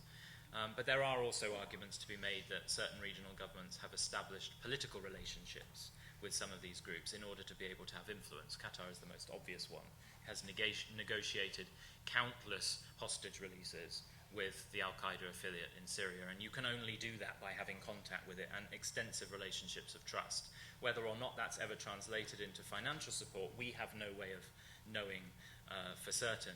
As a result, what we do know for certain is that there are dozens of very wealthy, very influential individuals in the Gulf, almost all of them in Kuwait, some of whom operate through Doha, but who are Kuwaitis, who have been sending financial support to Al-Qaeda's organization in Syria. If I remember right, and I'm trying to remember, I think the US Treasury Department has designated 12 or 13 individuals for financing Al-Qaeda in Syria. And I believe 10 of those 12 are Kuwaitis. One is Qatari and one is a Turk. And that's all we know for 100% certainty in the open source. In terms of the larger policy, I think if I was a U.S. Sunni ally, whether it's Gulf or Turkey and so on, I would try and understand a couple of things. First of all, this administration does not feel the same way about Iran that the previous one did. It's not a mystery, right? I mean, the secret's out. It doesn't mean that the world's going to end. It doesn't mean that there's going to be a war, but it feels differently strategically about that. So the question is, how do you fit into, how would these countries fit into a different strategy? The number one devastating argument that gets in the way of doing anything in Syria or the Middle East is the lack of capacities of Sunni Arab and Sunni allies in general. Okay? It's a debate. And basically it gets down to the Iranians are better at playing the sub-state actor game than the Sunni countries are, right? And there are a lot of reasons for that. Why they're divided, they work at cross purposes oftentimes because they're different nations, so they have different agendas. But the number one thing that you can do is prepare for, in terms of this administration, is look at state capacities, look at sub-state capacities, understand a little bit about the way the Iranians have advanced, and try and work with us, I think, and this is important, against non-state actors which don't serve our purposes don't serve your purposes. Right? And I think that's very important. Go ahead. But the problem is, I think we're starting from a very low base, so I wouldn't expect something rapid change. But if that could be expanded with political understanding or with engagement or with a strategy, that much the better. We're out of time, and I want to get General Wolf just really quickly to address the questions about the SDF. I know that this has been an issue, the sort of Arab-Kurdish balance, for a long time now, and at various times, both administration spokespersons have said it's 3/4 Kurd, it's half Kurd, now we're down to 20% Kurd. How are you managing to shift that balance quite so quickly? And what about the reports of human rights abuses in the areas controlled by the YPG? First of all, whatever I say, you don't believe my numbers anyhow, so I probably shouldn't waste my time. I say it's higher than you do, so the truth is probably closer somewhere in between, I suspect. The question is, we have a good feel because we are training a large number of the Sunni Arabs. So we kind of know, because we have certain requirements to vet them and to basically to train them based on what our Congress tells the executive branch they must do. So, but it takes time to build armies. And so I think one of the themes are security forces or free Syrian armies. One of the comments Andrew made is about this capacity issue. I'm the poster boy for training the Iraqi security forces in 2006 and 2007. They didn't exactly respond very well in 2014, did they? So it takes a while to grow this capacity over time. So again, that is one of the big challenges here. If they become the essential sauce or the essential ingredient in this effort in Syria over time, whichever corner you look at. So we do acknowledge that the SDF, in your mind, have an outsized role. I understand that. And they have demonstrated that they have had to provide the command and control and a lot of the leadership. So continued training tries to change that dynamic. The other aspect of it is, can we get the right Raqqa Civilian Council pulled together? And are they believable, and do they have local wasta with the people? That's the question. We think so. We'll see. It's a work in progress right now. It'll have to continue further down the Euphrates River Valley, because that's where this campaign continues to move to when Raqqa falls. The question about Turkey. Listen, the SDF, remember, wasn't our first choice. The Turks and the moderate opposition the Turks were training were our first choice. But we have a time problem. And the time problem is threats against the homeland, and how long can you allow Daesh and their external operations effort to sit without being removed from Raqqa. And we think you don't have as much time as some people believe. So we don't believe you can wait years until you get these opposition forces trained. You have to move. So consequently, we have a sense of urgency here, knowing that when Raqqa falls, it's not done. When Mosul falls, it's not done. So if the argument that there have been, if you will, extrajudicial killings or things like that, that's contrary to what all of us believe. And so consequently, it's not acceptable. And so where there are American and coalition forces, they push back against that. Where there are American diplomats and other coalition diplomats, they push back against that. Thank you. Thank you. And thank you all to our panel. You guys, what a wealth of knowledge on this subject. So thank you. Thank you.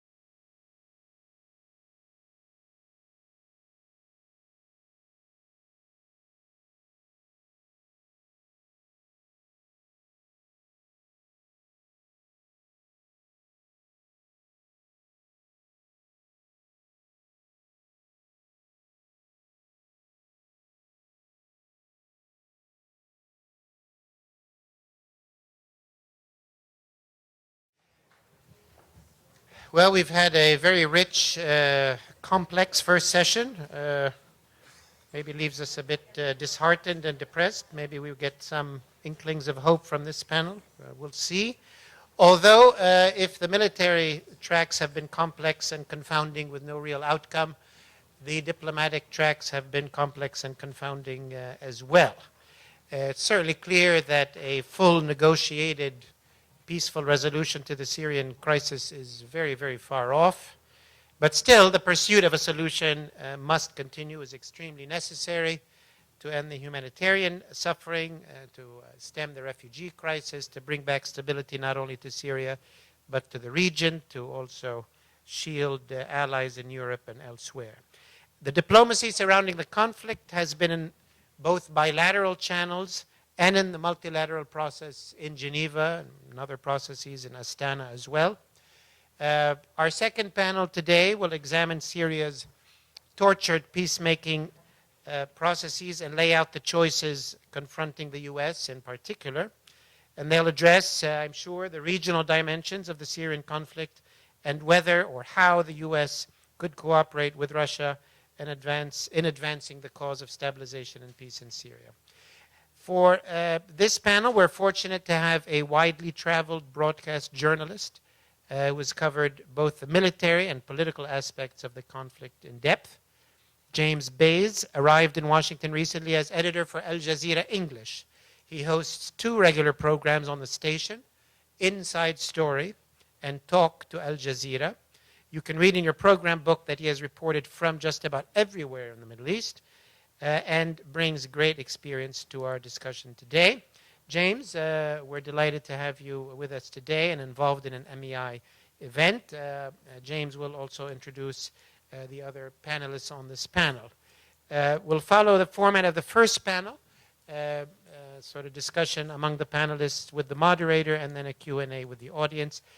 We will have to close firmly at 5 because we have to prepare for another event in this venue this evening. So please have your questions ready and join me in welcoming Mr. Bays and this panel. Good afternoon, everyone. We will now continue with a parallel discussion from the one that was rather depressing that we just heard. I'm not sure if we're going to be any more hopeful after a discussion on Syria diplomacy. We have a very distinguished panel. Randa Slim, Director of Track II Dialogues at the Middle East Institute, Wael Al-Zayat, who is the Executive Director of Emerge and the former Senior Policy Advisor to the last US Ambassador to the UN, Samantha Power, Roger Kangas, who's the Academic Dean and Professor of the NESA Center for Strategic Studies at the National Defense University. And our last panelist needs no introduction to most of you, Ambassador Robert Ford. When the US last had an ambassador in Damascus, that was him, and he was then the US's special envoy on Syria. I'm going to start with him. When I last did an event with you, it was 6 months ago. It seems longer. So much has happened in Syria, but one thing seems to be pretty similar. There doesn't seem to be much hope of a great big diplomatic breakthrough. Can you give us your take on where we are? I could be so quick, I could just say, there isn't one. More seriously, I'm just going to be very brief. Geneva is stuck. It's treading water. There's a fundamental problem with the Geneva process, which is that Staffan de Mistura, who's an exceptionally talented diplomat, I worked with him in Iraq. Stefan's agenda is basically the agenda of the Iranians and the Russians and involves cosmetic changes to the Syrian government, rewriting the constitution, and having new elections, but essentially leave the existing government in place. Having a new constitution makes no sense when Syria has never had rule of law under the Ba'ath governments. And so it makes no sense to work on a constitution if there's no rule of law in the first place. And the security organizations will not be touched in the cosmetic changes. And the new elections, Syria has elections every few years, and they don't make things better. And so the Geneva process itself can't address the underlying issue of accountable government and ultimately justice. So there's a separate track which sort of runs in parallel under Russian sponsorship with co-sponsorship from Turkey and Iran. This is the Astana ceasefire talks.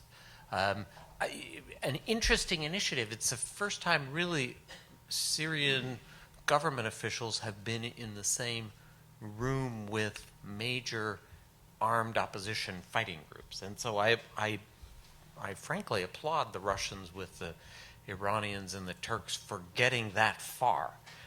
We would have liked to have gotten that far when Wales Zayed and I were working on these kinds of issues in 2013 and 2014. But just getting people in a room doesn't mean you have a deal. And the issues I outlined before at Geneva are basically the ones that also make the Astana process so limited. There's a second problem undermining the Astana effort, the ceasefire effort, which is that here perhaps I will disagree a bit with my friend Andrew Tabler, but I think the Syrian government is now prevailing. Yes, it has manpower shortages, but let's be honest, the Iranians and the Iraqis are filling a lot of those gaps. And little by little, the regime is crunching along forward. It's very slow. But then when I met Bashar al-Assad twice, he never struck me as a man in a hurry. And so the Syrian government itself, with its Iranian backers, I'm not saying the Russians, I'm saying the Iranians, the Syrian government itself, with its Iranian backers, do not seem particularly interested in a ceasefire. We can talk about why on the panel if we want to go there. So the tracks, the Geneva track and the Astana track, are not making much progress and really are not able to make much progress despite Turkish interest, despite Russian efforts. Iran is sort of playing along. I'm going to stop there. Well, Randa, I'd like you perhaps to pick up from there. As Robert has said, this is pretty much the process in Geneva anyway since the resolution 2254, and Staffan de Mistura has been tasked with the same thing since then. The one thing that does seem to have changed, and Robert mentioned it there, is that before, in the driving seat for the ceasefire and getting the parties actually to go to the table was the ISSG with its two co-chairs, the US and Russia. And Russia now has changed that. It's Russia and Turkey and Iran. Well, I mean, if I pick up on what Robert has said in terms of the conflict dynamics and why they do not lend themselves quickly, I mean, make quick remark, why do they do not lend themselves to a negotiated process at this moment, and let me bring some concepts from conflict theory and negotiation theory, which is the concept of ripeness.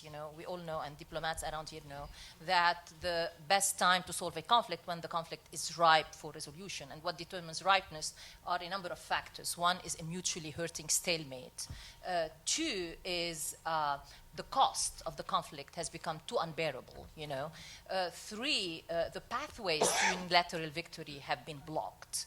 And then four, there is no way out, And so parties start then looking for options that often have been out there, and that's why Track 2 can be helpful. Other official processes can be helpful because these generate ideas while this negotiation process is locked, so that when the parties are ripe and ready for negotiations, then the ideas have been developed and they are out there to be picked up by the parties.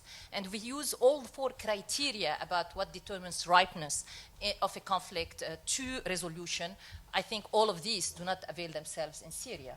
I mean, definitely the Syrian regime is hurting. There is manpower shortage. But as Robert said, it's being made up by militias from Iraq, from Afghanistan, from Pakistan, Iran, Hezbollah.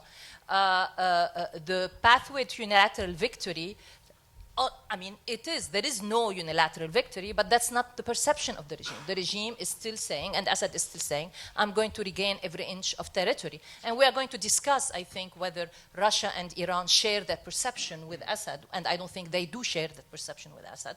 The cost is bearable, you know. It has been too high for the regime, especially for the Alawite community, but for the Russians, it's bearable. For Hezbollah, they haven't yet reached that casualty threshold beyond which they cannot sustain this conflict. The same thing for the Iraqis. And then looking for a way out, I think the regime feels that right now there's no need to look for a way out as long as the conflict trajectory is in its favor. I'd like to now ask Wael to take the discussion on in terms of where we go next. The next talks for de Mistura, I'm told, are on May the 9th after another meeting in Astana. I was speaking to a senior UN official in the last few hours who said it is different now. There's a new determination. De Mistura's team have felt the pressure of Astana. They felt the pressure of Federica Mogherini of the EU getting involved, and now that there's a different momentum at the UN. Do you think this could be different this time? You were one of the authors of the State Department Descent Channel memo last summer. Is there another way? The short answer is probably no. I've lost count of the various the various times I've heard whether the UN or even the U.S. side, feeling confident or energized that there might be some kind of breakthrough. And I'm not, a negative person by nature, but just the facts. I don't want to, I basically agree with everything I just heard from the panel. What's missing remains real leverage on the Syrian regime, consistent leverage that's applied on it, and by extension its supporters. And after 6 years or 7 years now of the conflict, clearly that's has to come in the form of military pressure on the regime, or significantly stronger economic sanctions, perhaps, akin to a military blockade, for example. But short of that, the regime and the Russians are pursuing a military strategy in Syria. There will only be a military solution for Syria if they are allowed to achieve their objectives, despite all the rhetoric that we hear that there can only be a political solution. And the facts on the ground support this.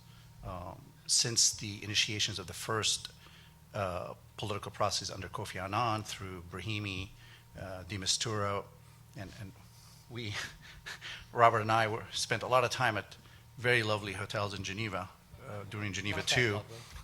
They were, for State Department officials, they were very lovely. But the basic ingredient that was missing remains missing today, which is consistent pressure on the regime. Now, obviously, we have a new development with the Trump administration's strikes on the regime, but if they're one-off, we're going to go back to the same dynamics. If they're applied in support of a political strategy, akin more to what we did in Bosnia and Kosovo, then perhaps the dynamics could change. What I'd like to do in a moment is to look at some of the key players and what their motivations might be. As we start to do that, though, Roger, I'd like you to address Astana, because it was a Russian-Turkish initiative, and tell us a bit about the Track II diplomacy you've been involved in, and what you've learned from that. Okay, and actually want to take up on some of the comments just made, and I would say, I guess, being naturally a pessimistic optimist in this, where one ultimately sees a lot of the pitfalls, and traditionally Russia has viewed its limited role in the region as being more of a military aim, but I would argue Astana provides it now, this diplomatic arm. And if this, in fact, is something they want to pursue, at least Mr. Putin himself is putting some stock into this, and it may be a sign of Russia's ability to now play this other role in the region. Now, let's be pretty clear, Astana itself is a very limited structure if we're talking about safe zone ceasefires in limited areas. On occasion, the Russians have wanted to elevate it to be a parallel Geneva, but if we want to deconflict it with Geneva, it's going to have to play this other role. And you know, in terms of the way ahead, I mean, and I think we're going to get into this much later throughout this next hour, is, you know, we do have some different priorities or goals of Russia, Turkey, and other states involved. Now, I would say concurrent with that is actually a Track II program a number of us here have been part of, which includes Russians and obviously Americans in this, that have, in fact, the last time we met was about the time there was the dual Geneva and Astana meetings. And it's at least a chance to gather from Russian academics, some Russian experts, their views on where they see their country going, the priorities of Russia. And it's fascinating because at least when we sort of watched these discussions go on, you do see, at least from the American side, this discussion, and we saw it well represented in the last panel, of do we either look at kinetic operations or do we also then look at this holistic approach to solving really a Rubik's Cube of problems? And I really applaud Jennifer and Charles for highlighting how these things are linked together. That, not to say is very American, but it's something that we look at and we're saying, yes, this is how we need to tackle this issue.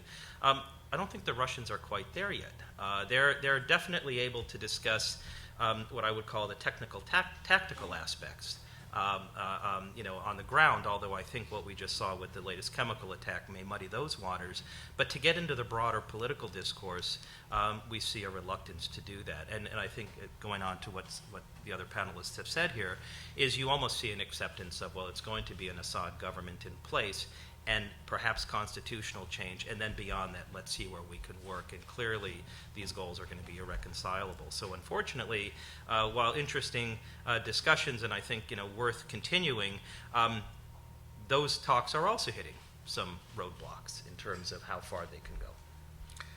Robert, if perhaps I could ask you to follow up on that. Do we think Putin is serious about diplomacy, or is he just hedging his bets between his military options and his diplomatic ones? And the fact that Russia has got more involved in September 2015, involving themselves in the air war, now involving themselves in Astana, does Russia now begin to own this?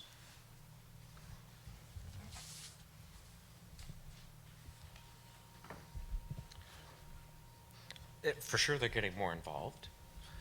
And it's interesting to me that they're not getting a lot of political traction despite their military progress, or despite the progress of their side in the conflict.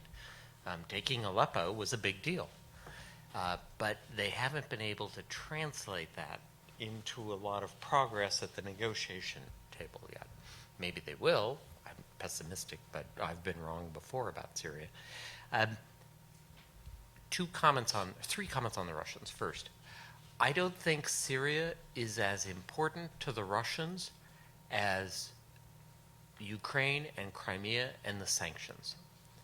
And I think that one of the reasons the Russians are so involved in Syria is they would be happy to trade some concessions, I think, on Syria in return for Western concessions on sanctions related to what's happened in Crimea and Ukraine. That's the first point. Second point, they went into Syria originally because the Syrian armed opposition, including people that the Americans had been supporting, were on the verge of victory. Assad's home base, his political home base of Latakia, was coming under artillery fire, and the Syrian army was routed in Idlib and falling back on Latakia, and the Iranian Revolutionary Guard Corps' Quds Force General Commander went up to Moscow and asked the Russians to intervene with them. And that's why they did. It was to stop the crumbling of the Assad government, which they very successfully did, although it took them 15 months. I don't think the Russians are prepared, after preventing the toppling of the regime, I don't think they are prepared to topple it themselves. So cosmetic changes, absolutely, absolutely. But then they have a third problem, which is that they're not the only ones on their side. The Iranians have different objectives, and their objectives are much more related to control of ground as well as securing. the Assad government. In a sense, they have greater ambitions. And they're doing quite well, I have to say. Qasem Soleimani must be a pretty happy guy. So I don't think this concept, which some people have had, I was at a conference with Henry Kissinger and other people at Yale over the weekend, this concept that the Americans and the Russians together can impose a solution in Syria, that strikes me as very 1970s. Now it's 2017, and there are other players with agency. At the top of that list, Iran. And so the Russians do not have unlimited power in this, and will have to negotiate themselves whatever cosmetic changes might be put forward. And frankly, I think even Bashar al-Assad has some agency in this. And so, does Putin have interests? Absolutely he does. But just as the Americans discovered with 175,000 troops in Iraq, we couldn't do whatever we wanted. We couldn't get the Iraqis to do whatever we wanted. I think the Russians are finding the same thing. Randa, Robin made an interesting point there about the Russians being prepared to look at a number of different international issues all at once. And I know this was a point that was made by King Abdullah in a recent interview in the Washington Post. Do you think it's something this administration might consider, and should they consider? Trading concessions on Syria in return for something with regard to Crimea and Ukraine? I think the problem is going to be how they're going to manage that, if they were to do that, how they're going to manage that with their European allies. I mean, if, as I noticed recently, Federica Mogherini, when she went to Moscow, basically she talked about Ukraine as a matter of principle for the EU. And I think the kind of trade that Russia is expecting from the Americans or over Ukraine is something that's going to create problems down the line for the Americans with the European allies. Roger, if I could ask you about the relationship between Russia and Turkey, because clearly it was very, very difficult. Then they got together with this new Astana process. It seems to be souring. Is that your view? Look, this is obviously a relationship that we could spend a history lesson on for the rest of the day, because it goes back centuries. And if we sort of just go back to 2015, we think November of that year, Turkish shoot down of a Russian jet fighter. People thought all was lost in the relationship. Russia calls Turkey a state sponsor of terrorism. There's an economic boycott of Turkish resorts and of Turkish products, and ongoing threats of future actions. And then we fast forward to the next year, and of course things are on a much cozier term. Post a failed coup in Turkey, Russia reaches a handout in friendship, so to speak, and we see things going on an upward trajectory. I don't see this as an enduring friendship or an enduring alliance. I see it as opportunities. And for Russia, if they feel that they can use Turkey, leverage Turkey against other states, or to achieve their interests, not just in Syria, but I would argue sort of broadly in the European theater, so be it. And likewise, I think Erdogan is looking instrumentally at Russia as well. And so we're going to see this up and down. It's going to be problematic at times. We'll see tensions, we'll see arguments, and then we'll see times where they cooperate, because clearly there are some seam lines, supposed sympathy for the PKK in Russia or not, we'll see, that are going to be difficult for the Turks to handle. Wael, can I ask you further on that, the relations and the way they've soured? Do the Turks feel that they didn't get what they've been promised in return for Astana? And clearly, if Astana and the Turkish-Russian relationship doesn't work, then that removes the possibility of a new ceasefire, which is what Geneva then again is built on. I mean, I think nobody really quite knows what the Turkish-Russian deal is. Certainly, I didn't know when I was in government, and I only left 3 months ago. Maybe that's telling. But they definitely got certain assurances, it seems, though, to move to a certain point in northern Syria which enabled them to clear some key towns that they wanted and to keep the YPG at bay. One thing I tell people who ask me about the Syrian conflict, the different stakeholders are in there for different reasons. Each country is fighting a different war. The Turks are in there because the Kurds, the Saudis are in there because of Iran, and so on and so on. I mean, they have other priorities, but really their top priorities are at odds with one another, which is why it's so hard to resolve. So it remains to be seen if they're able to continue holding on to the beachhead with their local Arab partners. I think that's more than they ever were able to get under previous arrangements. But if that does not translate into an extension of a ceasefire, and I don't know what kind of ceasefire we have, given what's happening in Idlib, and certainly no progress on the political movement, I think that they will find themselves stuck again in this kind of no man's land in terms of where they are in terms of their long-term objectives, and I think naturally we saw this, for example, during the first ceasefire between the Americans and the Russians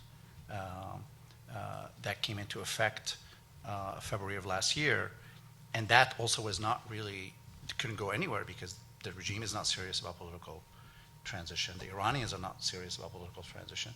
The Russians are also not really serious about political transition, except the cosmetic changes that people have mentioned. So any ceasefire you get, absent a movement on the political track, is going to unravel. And I think you'll see the same between the Russians and the Turks sooner than later. Robert, your perspective on Turkey and the thinking in Ankara post-coup, now post-referendum, ahead of Raqqa, and with these recent worrying developments of the strikes on US Kurdish allies? When I think back to my discussions with Turkish diplomatic colleagues in 2011 and 2012, and I look at where we are now, I think Syria has been for them an unmitigated disaster. And their policy has been an unmitigated disaster. They have 3 million refugees, which is costing them a fair amount of money, and there's even some intercommunal tension in parts of Turkey because of those refugees. They've had terror attacks from the Islamic State on Istanbul airport, vital to the economy, but even in places like Gaziantep, down in the south. And then they've also got terror attacks from the PKK at the same time, including in Izmir, where I used to live and work. Roger mentioned the very expensive, economically expensive disruption with the Russians, which I think is now maybe beginning to improve again, and they've had big strains with the Americans. And it was great to see Terry Wolf here, but were I a Turkish diplomat in the audience, I wouldn't be sending home a message today that says the Americans have finally got our message and are changing their support for this PKK-affiliated group. So this has been really bad for Turkey. It's just been very bad. And I think at this point, the Turks are trying to cut their losses. And so part of that is cut the deal with Russia. I don't know, Wael, my sense is the deal was Turkey gives a free hand for the recapture of East Aleppo in return for the Russians not bombing the Turkish Euphrates Shield Force that came in to keep the Syrian Kurdish cantons apart, Afrin and Rojava. So they've got this little wedge in there, and I think they're committed to it, but it can't get down to, they just physically cannot get to Raqqa before the Syrian Kurdish YPG forces that we are supporting can get there. Their second priority, I think, is to keep ISIS at bay, no more terror attacks on Istanbul, but that's not nearly as important as the Syrian Kurdish objective. And Bashar al-Assad falls way down to number 3 on their priority list, which is very bad news for the Syrian opposition groups fighting in the north. And the most interesting thing I've seen on the Turkish policy side is they clearly opened the arms spigot sometime in the last couple of weeks because there was a surge of fighting in Hama. Andrew Taylor mentioned it during the first panel. The Syrian government finally did recapture all the ground lost. They just literally ground it out, war of attrition. But the Turks are probably balancing, helping the opposition a little, their number 3 objective against Bashar, versus the Russian acceptance of their zone up between the Syrian Kurdish canton of Afrin and Rojava. If the Russians start bombing that, then the Russians ratchet back support, the Turks ratchet back support to the opposition. They're sort of balancing it that way, in a very Ottoman style. So I think that's where they are. Roger, both the US and Russia have had their involvements with the YPG and are on the other side from Turkey. So do you, in your discussions, what do you hear about Turkey and the Kurds? Obviously a lot of frustration. I mean, this is an issue, and if you think in terms of Erdogan's strategy, going back years, this was a problem, internal problem, a domestic problem, almost solved.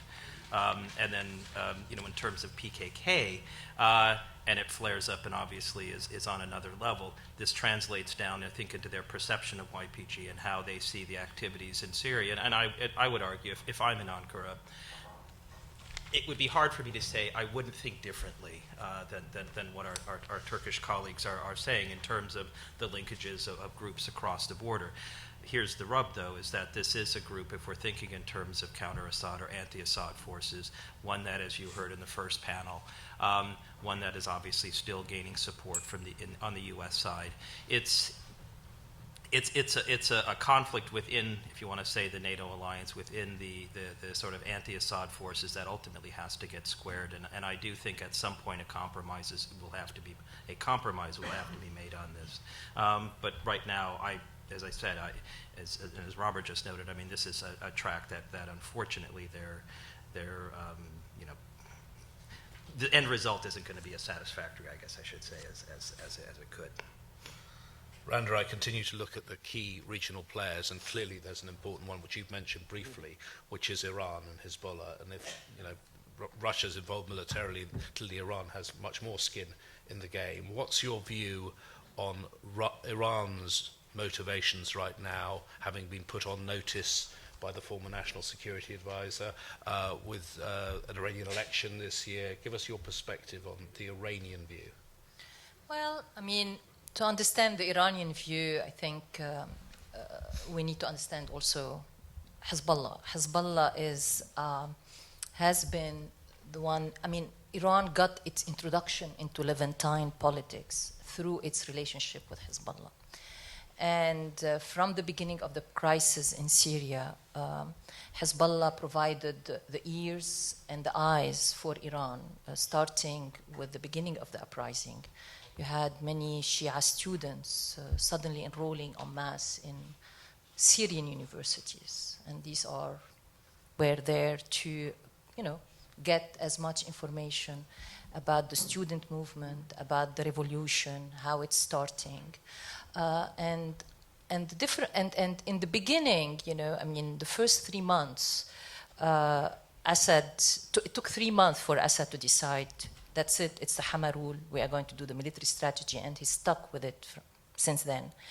But Iran and Hezbollah, there was a very intensive debate within those two, within Hezbollah and Iran, about what is the best strategy. In fact, during the first 6 months of the crisis, Hezbollah was in conversation with leftist opposition groups and leftist opposition individuals from Syria, trying to see if there are ways to resolve this. I think after the first 6 months, they decided that's it. They are going to place their bet on Assad.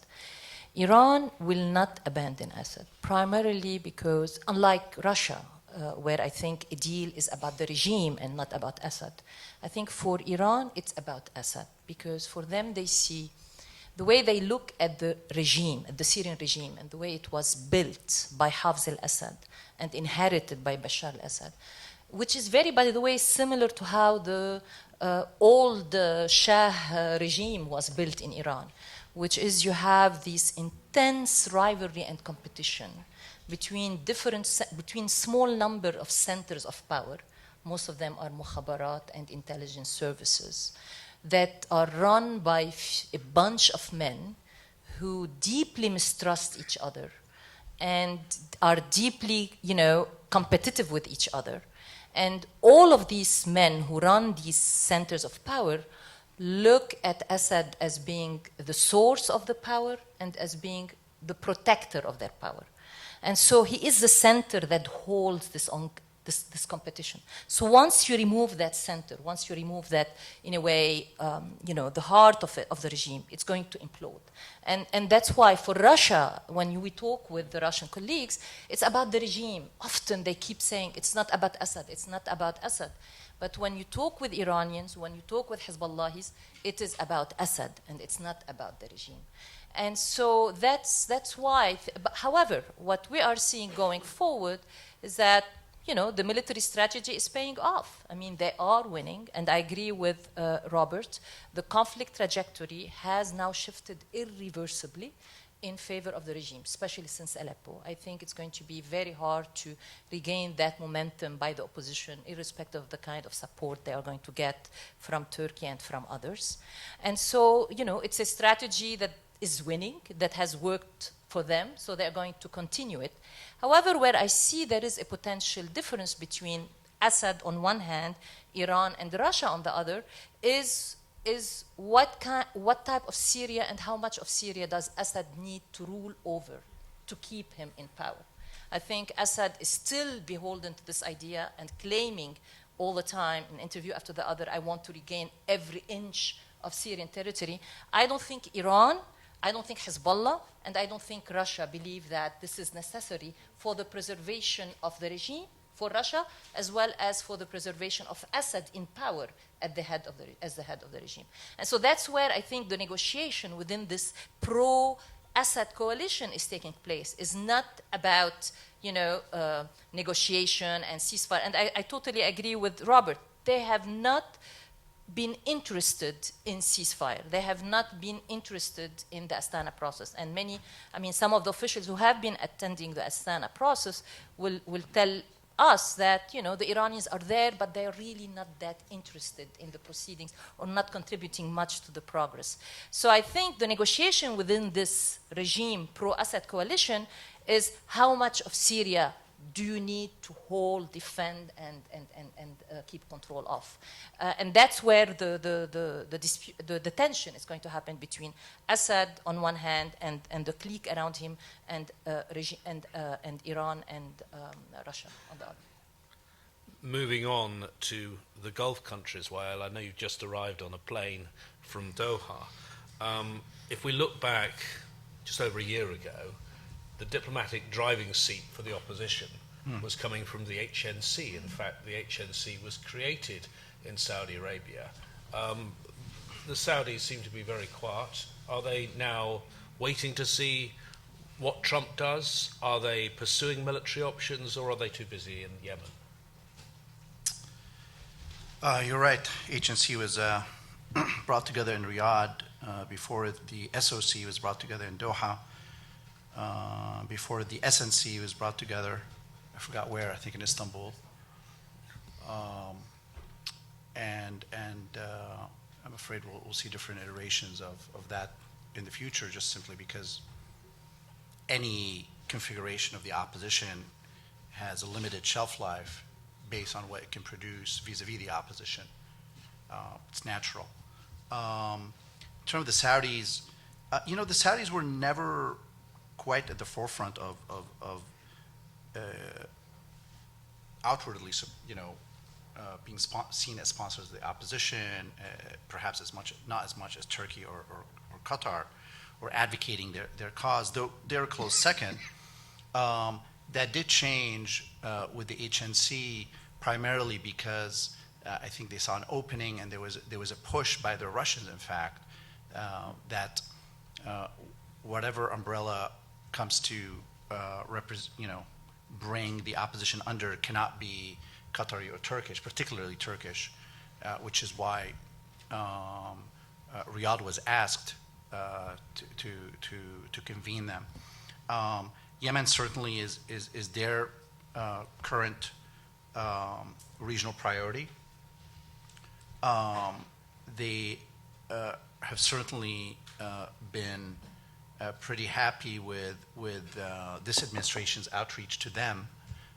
They've expressed that publicly, and not just the Saudis, but I can tell you a lot of people in the region. In the Gulf have been slightly impressed, I would say. Cautiously impressed by the decision to strike the regime after the alleged Syrian attack. But the Saudis, I think, on the political front, will continue to protect their interests vis-a-vis the Syrian opposition by supporting the groups that they feel are acceptable to them, and particularly the HNC folks, which, by the way, includes a lot of groups and representatives from both the armed and the unarmed opposition. But again, the longer we go without a more permanent ceasefire, or at least a short-term political arrangement, whether it's decentralization or not, even this Saudi-backed body and their kind of hold on the opposition will weaken over time. And what the Russians and the Iranians, and Russians particularly, love to do is introduce new initiatives every year and ask for a new configuration of the opposition because the one they're dealing with is not credible enough and it's not representative enough, and perhaps it's too terrorist. So, and absent real pressure on the regime and the Russians, usually what happens is the supporters of the opposition, and in the past it's been the United States and the Europeans, eventually cave in and agree to the new formulation. So now it's Astana vis-a-vis the Turks. In a year, it could be somebody else. And the Russians and the Iranians trying to figure out on the Russian-Iranian terms, which at the end of the day is buying more time for the regime and the Iranians and the Russians to pursue their military strategy. Rand, as I continue to go around towards the end now of looking at the key countries that have influence, Jordan, and it's interesting to note that President Trump was with King Abdullah just hours before those cruise missile strikes. What's your view on the thinking in Oman? Well, you know, I think, can I defer this question? I think I prefer to have Robert ask this question or somebody else. I'm not very privy to the thinking in Amman, to be very honest. What do you think? What's your thought on where the Jordanians are?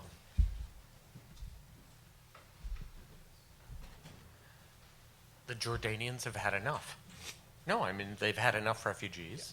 They've closed their borders. There's a gigantic informal Syrian internally displaced camp just on the other side of the border. Jordanians literally created a berm, and they won't let the Syrians cross it. The UN even has to lift a crane over the berm to drop supplies down. They want an end.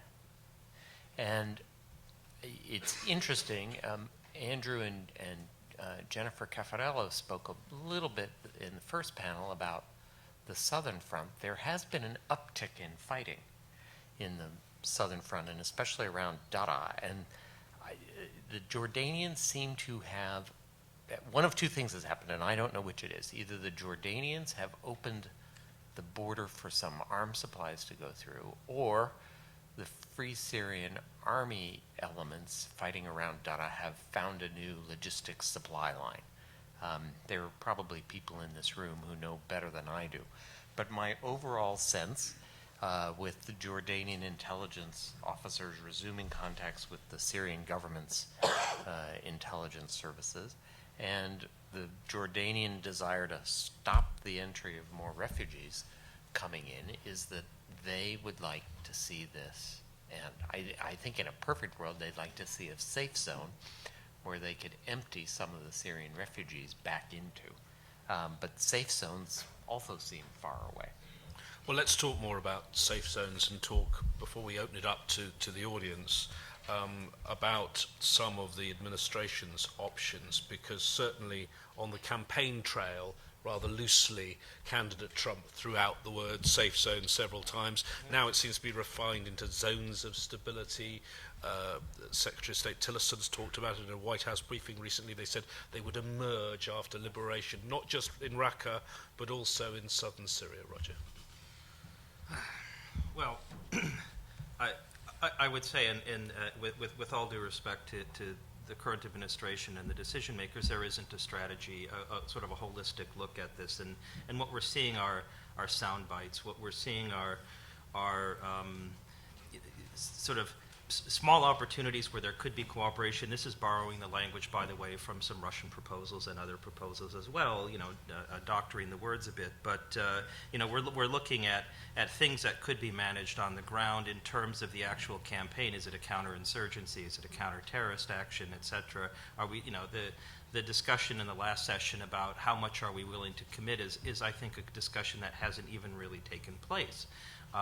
Who's the lead? Who are the people in charge of this debate right now? And if you think in terms of the personnel, you have some pretty bright people in H.R. McMaster and Jim Mattis and others, but these are folks that have generally looked at things through a military lens and are now having to learn how to look at things politically and, oh, by the way, are looking at other priorities. And I worry that right now with Syria, the goal is to make sure it doesn't get any worse, to show force periodically when necessary. We had a missile strike, good, we showed that we're interested, but if we look at the priorities, is it in other directions? Is it in North Korea? Are we looking at relations with China? Are we looking at other areas?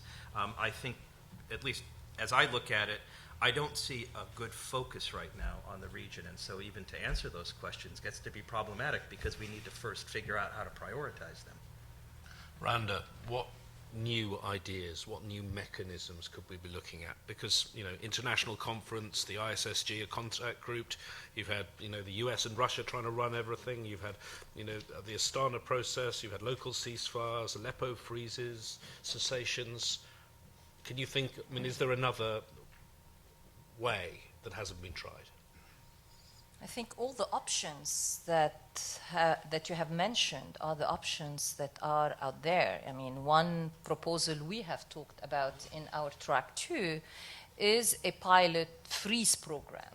Select 4 areas where U.S. Russia can work with local actors. And then there are certain, steps. And we talked a lot in our Track II about the need for enforcement mechanisms, because that has been the problem with many of these ceasefire approaches, previous efforts at, local reconciliation and stuff, is the enforcement mechanism. And so we talked at length about these. I mean, this is one idea because of the lack of trust between the parties and because of the need to create some kind of an infrastructure of collaboration and to test it over a period of time. That's something that in our Track II we have, especially at the last meeting, we have talked about at length and in depth. I think in terms of the US administration strategy, I totally agree with Roger that there is no strategy. It's a work in progress.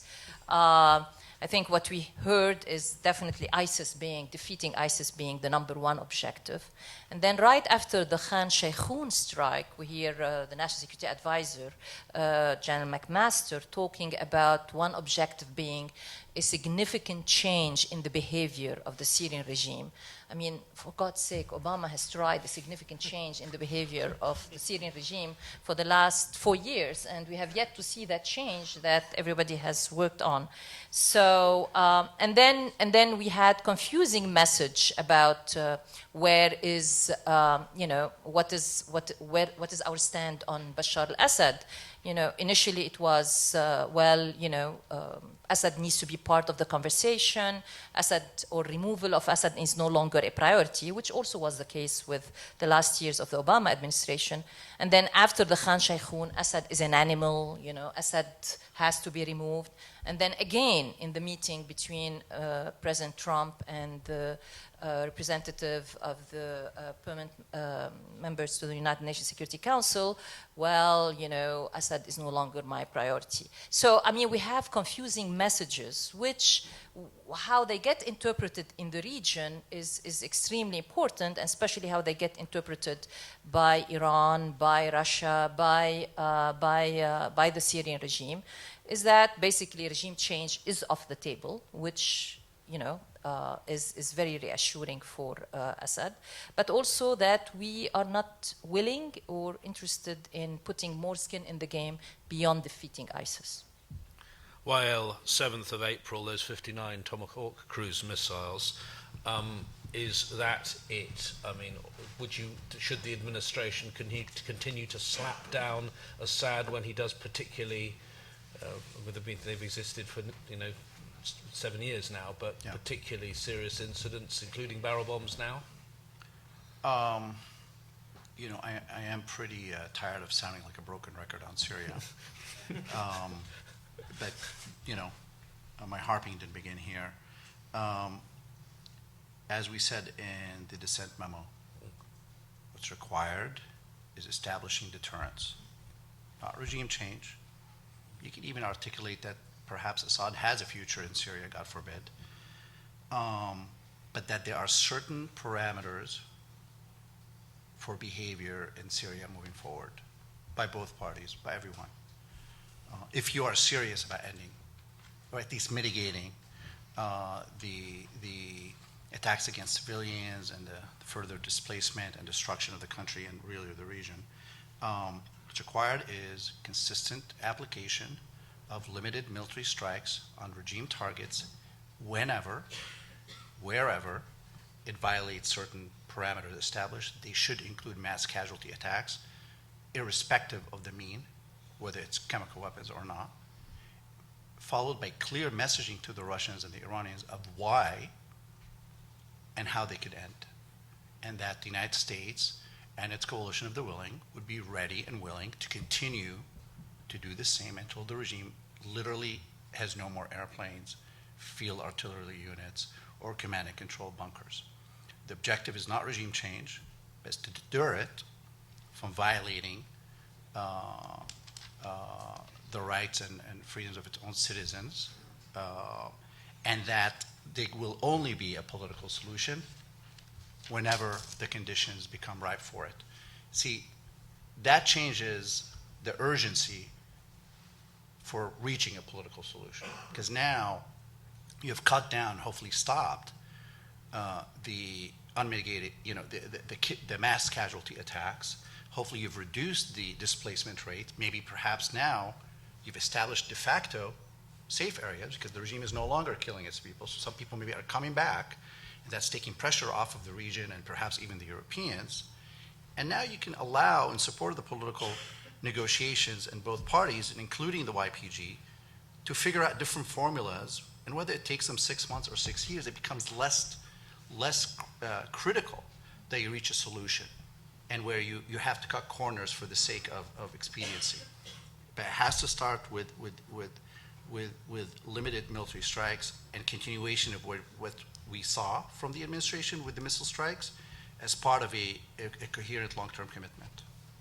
Robert, can I get your assessment of what we know about the administration's strategy? It's certain from our first panel, from the General, that it is ISIL first. Is there a danger in ISIL first that it could lead to, well, already Syria is divided, controlled by lots of different groups, but a fragmentation of the country, split down the Euphrates? Well, the country's already very fragmented. Yeah. So I thought actually Jennifer Caparelli couldn't have been more articulate in explaining the difficulty of the ISIS first strategy and the risks that we run with that in terms of resurgent Sunni extremist groups in both Iraq and Syria, and the version of Al-Qaeda 4.0 being even harder to put down than the Islamic State has been. I thought that was exactly right. In terms of the administration's thinking, however, I think they see the negotiating tracks that we've discussed here, and I wouldn't have thought anybody could be more pessimistic than panel one, but I think we did it. But I think they understand those various pitfalls, and it's very striking to me that the Americans have kept the Astana ceasefire process at arm's length. They just send the American ambassador in Kazakhstan, George Kroll. They send George as an observer, and He's a great guy, but he's not a Syria guy. And even in Geneva, Staffan de Mistura has complained publicly that the Americans are absent. And my sense is the administration just doesn't want to spend a lot of effort on this because they don't think it's going to go anywhere. Anyway, I think that's right. I mean, they've got that straight. So I'm going to pivot 90 degrees and say, for a long time we thought only if we could get the countries in the region and the Russians, the Americans, everybody to agree, then we could kind of impose a solution on the Syrians. And I think it's useful going forward for discussions between governments to continue. This is a problem with regional and in some cases even international repercussions, and there needs to be a dialogue between Americans and Russians and Iranians and Turks and Saudis and others. That has to continue. But I think we also need to be thinking more going forward about how to restore some agency, some power to Syrians themselves. And I'm not quite sure how to do that. The Syrian secret police services, all four of them, pretty nasty and are probably not looking for a lot of people from their government to go talk with the opposition outside of channels.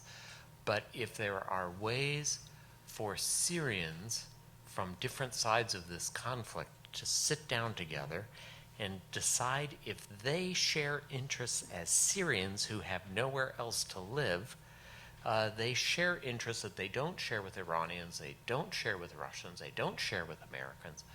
I think we need to be encouraging that. And I know there are some Syrian groups that are trying to do that, but I'll just give you a list of the kinds of things that I can imagine they should be discussing.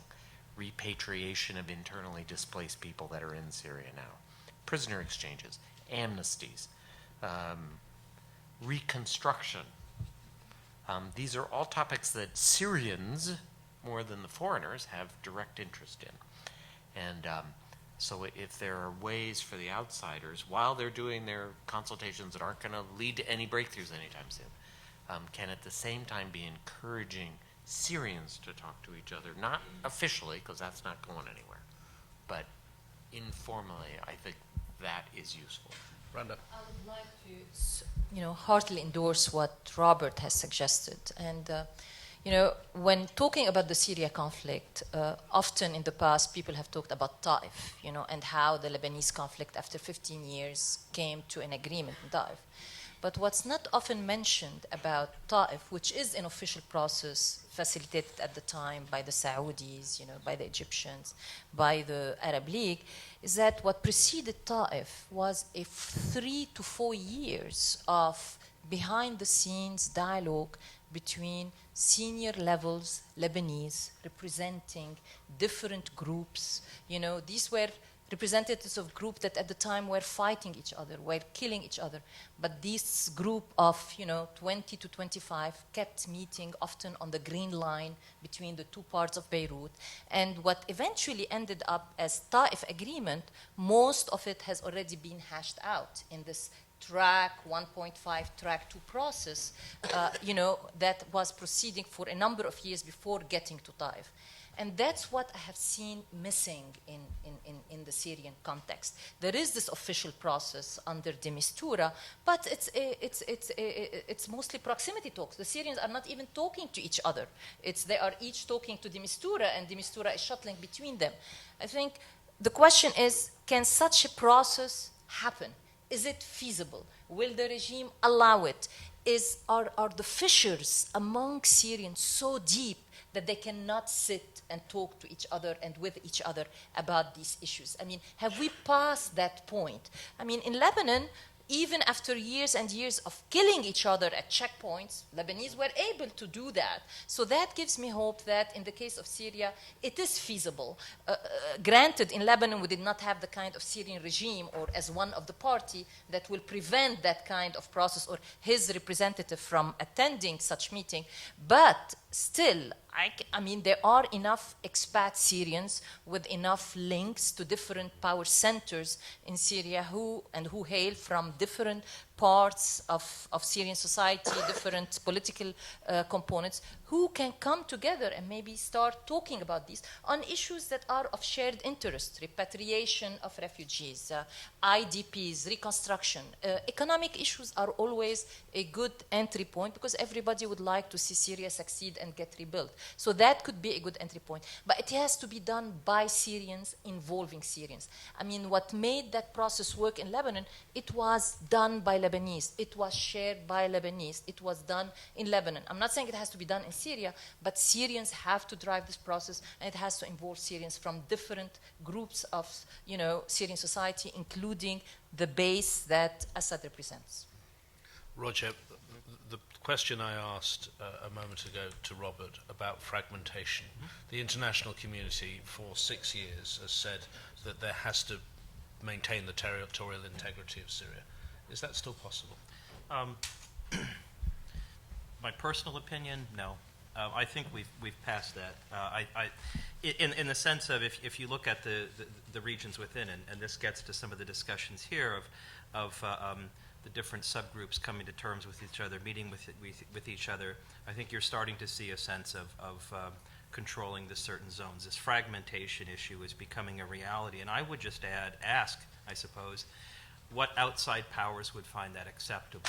Would Russia find it acceptable to have a fragmented Syria?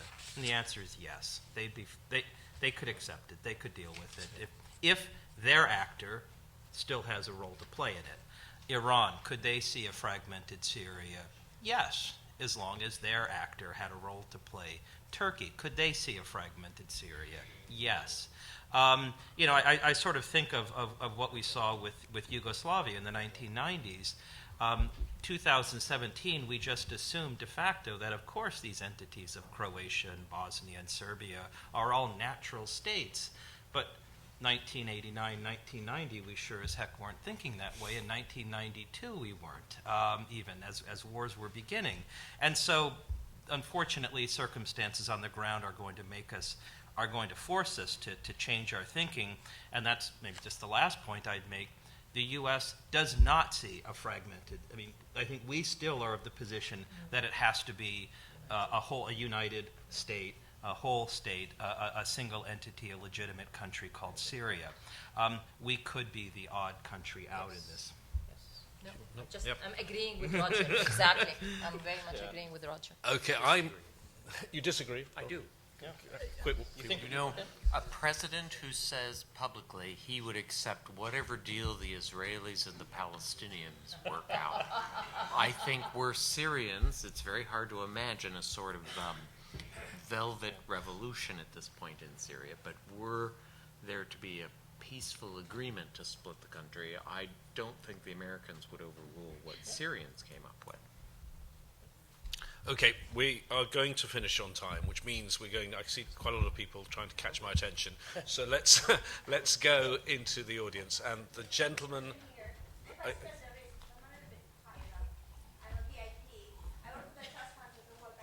Okay, the lady we have to wait. We have to wait for the microphone, madam. Sorry, I had to enforce my right. I'm Vice President Risk. I work with the trust funds of the World Bank, and I need to take the first question. And I need to make a clarification. I was here in Washington. I also work with the Obama administration, as all of us do, and did. But I like your very subtle assessments. I'm Vice President Risk. Trump doesn't care about McMaster, he's a general. He doesn't get your analysis. Neither he cares. With respect, I sent him madam, an can we have a question? analysis. Yeah, it's a question. I sent him an analysis on Syria, my friend, as a Vice President Risk, on how we knew at the we are the owners, the donors, that 2-year-old were shot, and the next day they start a full blast on Assad. This is not a joke. This is simply not a joke.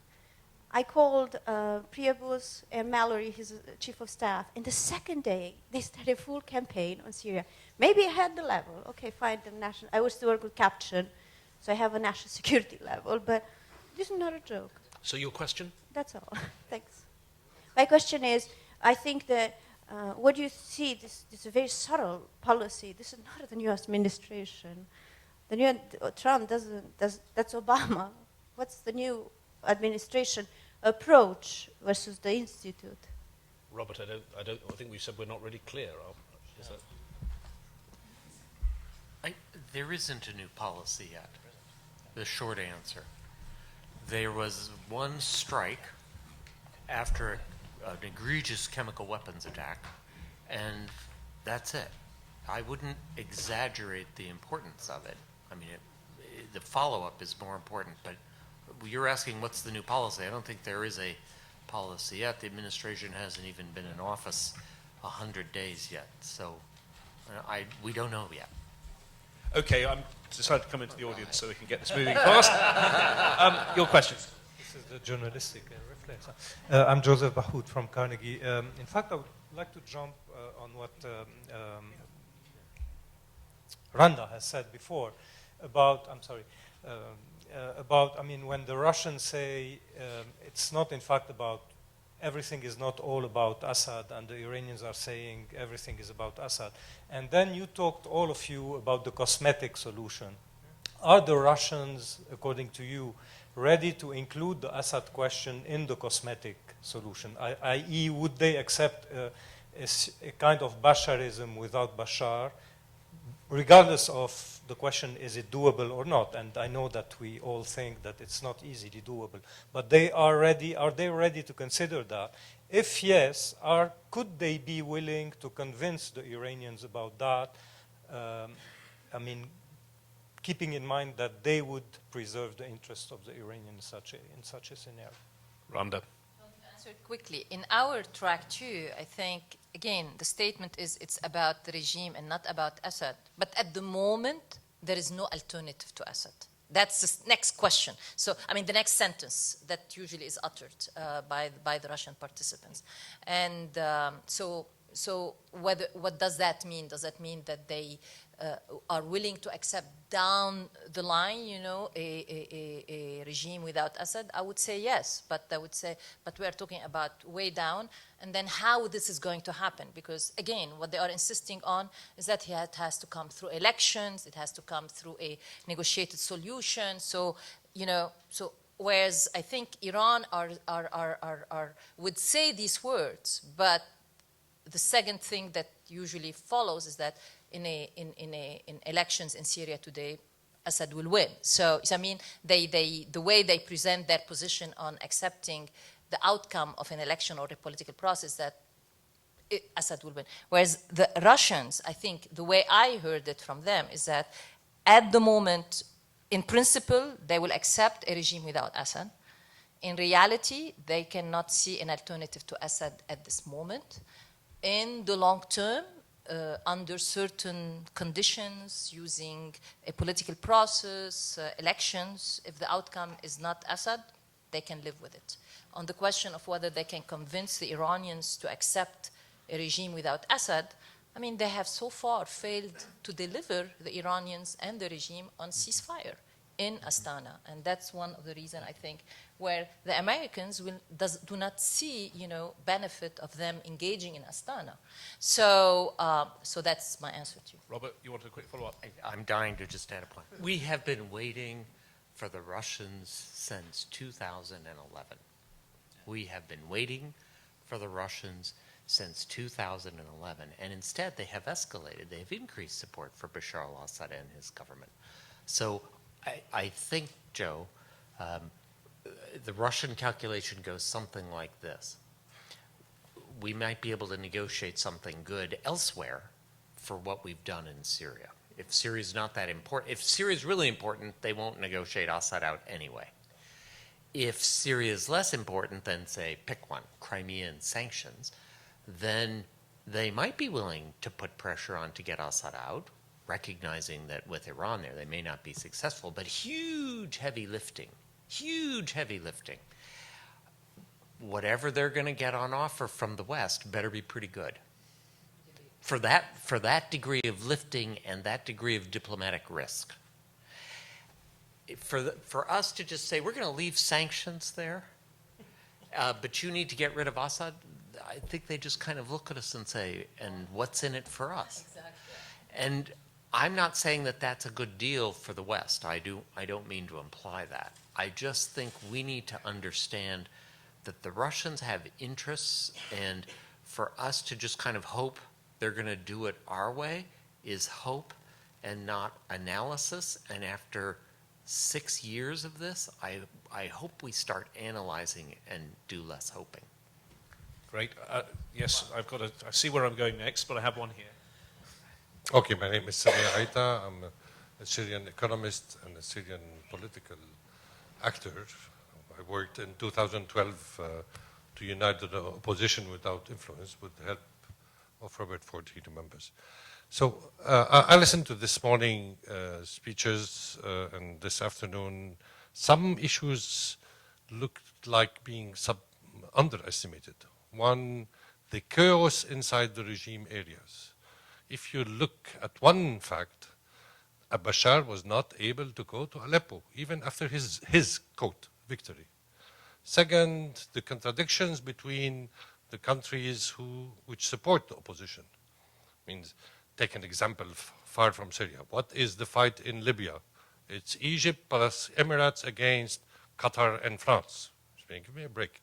You have the same thing inside Syria. Third thing, and most importantly for me as an economist, it's the war economy. Syria is today a major producer of narcotics that Saudi Arabia buys, by the way. It passes all the borders. Look at the studies even made in the United States that nobody mentioned. This is beside stupid question that you have to ask yourself, how the SDF, the Kurdish region lives, how Afrin, completely surrounded by the opposition and the Turks, live, how they get the money, how they get the subsidies, and etc. How far, with all the discussion and with all what you explained, and in my opinion you underestimated, how far are we from a situation like Afghanistan and Syria that is not controllable on the long run? Wael, if you'd like to maybe have a go at that one. How far are we from a situation like Afghanistan? I mean, Syria is just, it's its own mess, really. I hate to, I worked on Iraq for 5 years, and many, comparisons were used to justify non-intervention in Syria to great effect. Clearly we're going to have different zones of warlordism in Syria for the foreseeable future. That's pretty guaranteed, in my and that's going to be for years to come. Clearly, where now when you look at the map, it looks like a stalemate map to me. The opposition areas, the regime areas, the YPG area, the Druze areas, the Russian areas, the American areas, and also I'm hearing now that you mentioned about Aleppo, the Russians. Now I heard this from pro-opposition folks I just met in Turkey, that they're not allowing actually the Iranians and Hezbollah to take control of areas on the ground because they feel they did a lot of the heavy lifting, and they're insisting that Sunnis return to Aleppo because they do not necessarily agree with the demographic change policies of the Iranians and Hezbollah, who are fighting perhaps a more sectarian conflict at this point than the Russians. The Russians could care less at the end of the day. They have their own interests, but whether it's via the Shia or the Sunnis, I doubt they really care. So you're going to have these zones for a while where, whether it's narcotics or illicit activities or trafficking in humans, is going to probably continue. But in thinking about even during that awful scenario, if you have a policy of civilian protection in certain areas, whether it's declared or de facto. So for example, the Americans are operating in a zone right now, so are the Turks. The Jordanians have an influence in the south as well. If they ramp up their operations on the ground and in the air, it's basically going to force the other side, the Russians and the regime, to think twice before they carry out attacks against civilians in those areas. That's the de facto one. The declare one is, you say, if you go in here and bomb people, we're going to take out regime assets, not Russian assets, regime assets like we did in Homs. But that doesn't solve the broader problem, but at least I think the focus right now should be on civilian protection for the coming years. I don't think we're going to see a solution that brings the country back together, or let alone leads to a political agreement. There has to be a cohesive international strategy for civilian protection in most parts of Syria that we can help. Our next question. Hi. Sorry?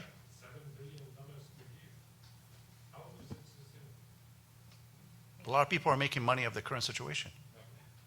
Clearly. Yeah, I agree. I actually have two questions. The first one is for Mr. Al-Zayat. Those who call for the regime to stay probably are concerned that Syria will turn into another Libya or a bigger Mosul or Raqqa. Well, it's already worse. That's fine. What would those who call for the regime's removal tell those who are worried? And my second question is for Mr. Ford. In the past, the Congress has blocked the administration's striking targets, the Obama administration striking targets in Syria, and now Trump's strike has angered also the Congress. Why is the political mood in the United States against such an interfering? Okay, I'll try to be very brief. A lot of people, actually from the right or the left, inside and outside the government, have said, if you remove Assad, you're going to end up like Libya. Well, as I just flippantly just mentioned, we're already well beyond where Libya could have ever been. Syria is 100 times worse than Libya. And in fact, the ISIL problem in Libya came from Syria and Iraq. It really, I mean, we had Al-Qaeda in North Africa for a long time, but ISIL showing up in Libya, I will argue that had we figured a way forward on Syria that prevented the government from annihilating its civilians and the moderate opposition, we may have not had the Libya problem. But so that worst case scenario people are afraid about, state collapse in Syria and extremism flourishing and mass death, well, that's already happened because of the policy of non-intervention. So I'm willing to, at this point, bet on perhaps a bit more assertive policy for civilian protection, because I know what the policy of non-intervention has given us, where we have today, which has not only affected Syria, it's affected the European Union, NATO, US politics, European politics, and I can go on. Robert? Real quick. I think the Congress was divided about the strike on April 4th after the Khan Sheikhoun chemical weapon attack. There were some people in Congress who supported, and there were some people who rejected. Back in 2013, I used to go up to Capitol Hill with Secretary Kerry, and it was also similar. Some people in the Congress were supportive, and some people were against an American strike at that time. I think if you leave the Washington area, if you go outside Beltway, I live in New England, for example, now, I think you will find across the country a great fear of repeating the American involvement in Iraq, which I dare say a huge majority of Americans think was a mistake. I was there for 5 years. You were there 5 years. I think it was a mistake. Working on it for 5 years, but yeah. So I think there's a worry that we might get into a new conflict like Iraq all over again. And I know actually Barack Obama thought in those terms too, avoid that kind of situation. So I think that's the political mood. What's interesting to me is that despite the Obama administration's best efforts to avoid that kind of commitment, and I think really the Trump administration doesn't want it either. One thing that was not said in the panel this morning is, as the American-backed SDF forces advance, and they're doing quite a bit of advancing, and as the Islamic State falls back and back and back, we, the Americans, will own eastern Syria, if I can quote Colin Powell in this context. We, the Americans. the SDF will be there, but everybody will look at us to say, what's going to happen to eastern Syria? And by the way, Samir, you may have better information than I do, but I don't think the SDF has the financial resources to pay for police, to get the electricity and the water fixed, to get the schools reopened, to pay the judges and set up those buildings and sort of get governance in Raqqa province going again. That, they're all going to look at us. We will own it. It's not as heavily populated as Western Syria, but we will own it. We've got 9 minutes. I'm going to try and get as many quick questions and quick answers. Thanks. Barbara Slavin from the Atlantic Council. I wanted to ask about population displacement. We've read of the Iranians, others sort of escorting Sunnis out of one area, Shia out of another. How much of that has already happened? To what extent have areas already been ethnically cleansed? And is that sort of part of a future fragmentation, partition, whatever you want to call it? Who'd like to take that one? Well, just the quick answer is 6 million people are outside the country, and the majority are Sunni Arabs. You have a good amount of Kurds who've been displaced by ISIL, but they're and obviously some Christians also have been driven out by ISIL and other extremist groups, but it's minuscule, so the demographics have already changed, particularly the areas from the Damascus suburbs all the way up the spine of the country to Aleppo. Villages after villages, towns have been cleansed of their original inhabitants. Now, I do hear anecdotal evidence of people returning, but for example, Old City Homs has not, the Sunnis have not been allowed to return, period. Aleppo, it might be a different case as mentioned, but the majority of those 6 million are not coming back anytime soon. So they're all whites and Shia? There are some Sunnis, but a fraction of what they were before, and certainly not anyone who's suspected or been connected with belonging to the opposition or any of that, whether it was the fighters or their families. In Lebanon, you hear anecdotal evidence from Syrians who live there and go back and forth to Damascus, that even Damascus itself, has changed in terms of its demographic makeup.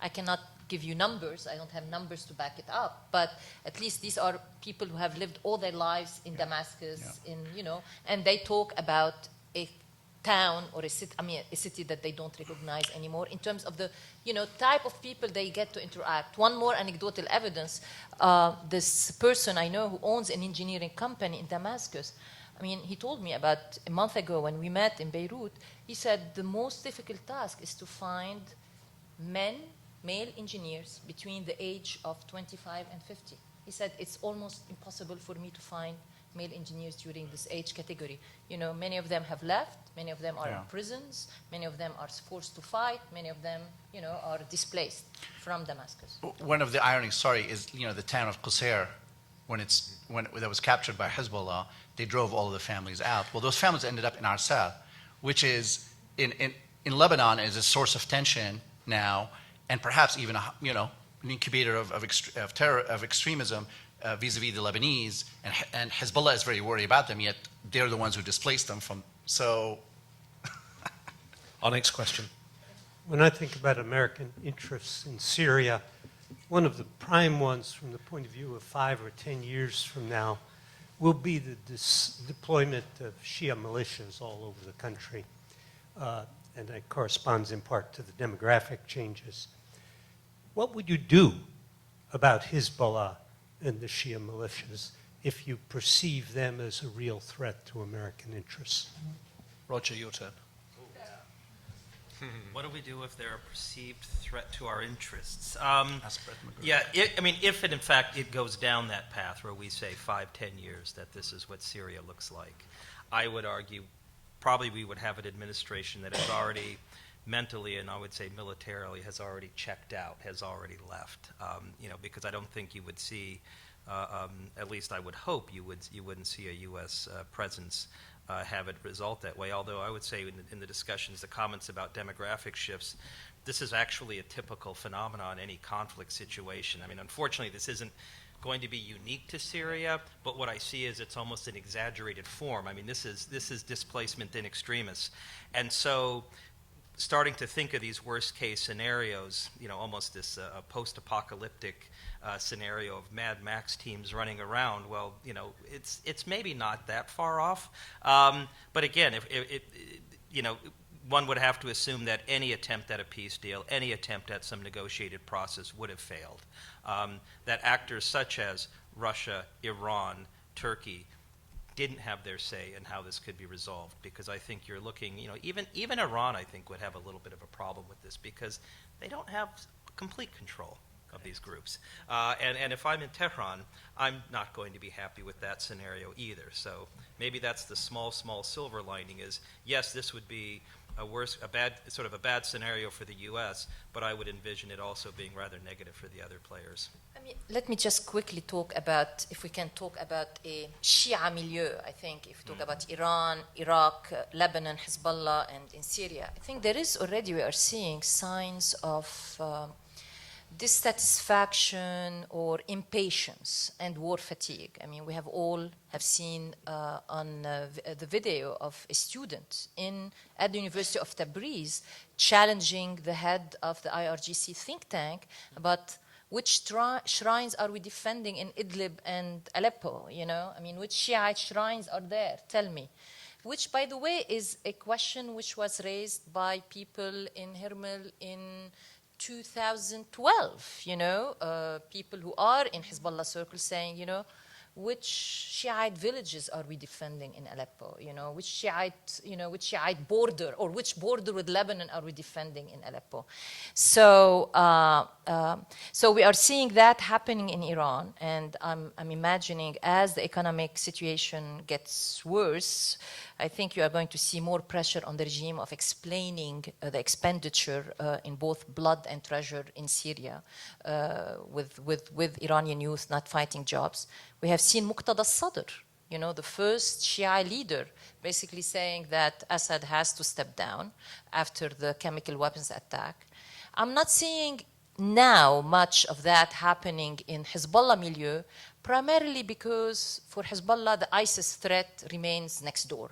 For Iran, it's a distance threat. So, and which is interesting, the narrative for the Hezbollah milieu is no longer about shrines. They have passed that. The fight in Syria for the Hezbollah milieu is about fighting ISIS and preventing ISIS from coming to their doorsteps in Dahieh and killing them and raping their, wives and their daughters. That's what the fight is about. And so there is still high level of support for that within the Hezbollah milieu.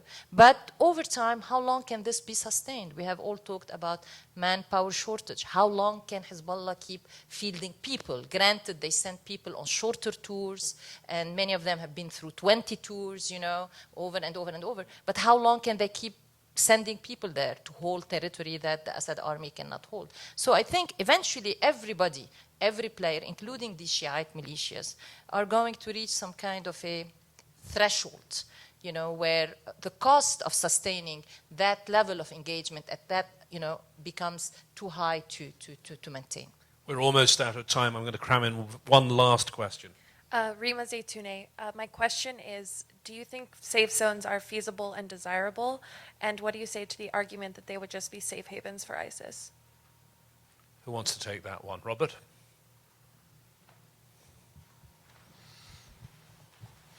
I don't think they'll just be safe havens for the Islamic State. I think that's ridiculous.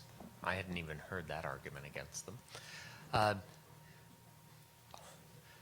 There are two big problems with them from the American viewpoint. Number one,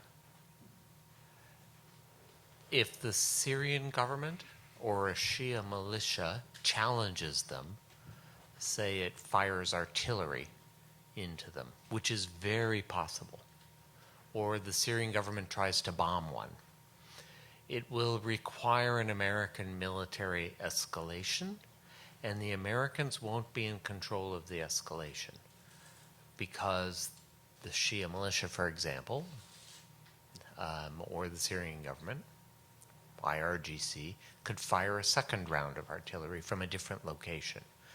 And in a sense, we would be sort of responding each time as the other side escalates. I think this is exactly what made President Obama uncomfortable, that he wouldn't be in control of the situation, the other side would be. Even if you get past that and you say, we will defend the civilians, if we take Wales' comment, and Fred Hoff has spoken eloquently about it, for example, and we say, we're going to do it, we need to understand that it doesn't bring a peace deal. We had no-fly zones in Iraq for 12 years, and the only reason we were able to shut them down is American soldiers went personally to Baghdad and removed the Iraqi regime. There were some problems after that. So it's a long-term commitment. It's a long-term commitment. And as I was just saying a little while ago, here in this country, outside of Washington, there is no stomach for a long-term military commitment in Syria. It just is the way it is. Thank you so much to our panel. I'm a minute over, but we've virtually done it on time. Thank you very much for an interesting, again, somewhat depressing conversation. But thank you all very much. Well done. Well done. You were smart to go on.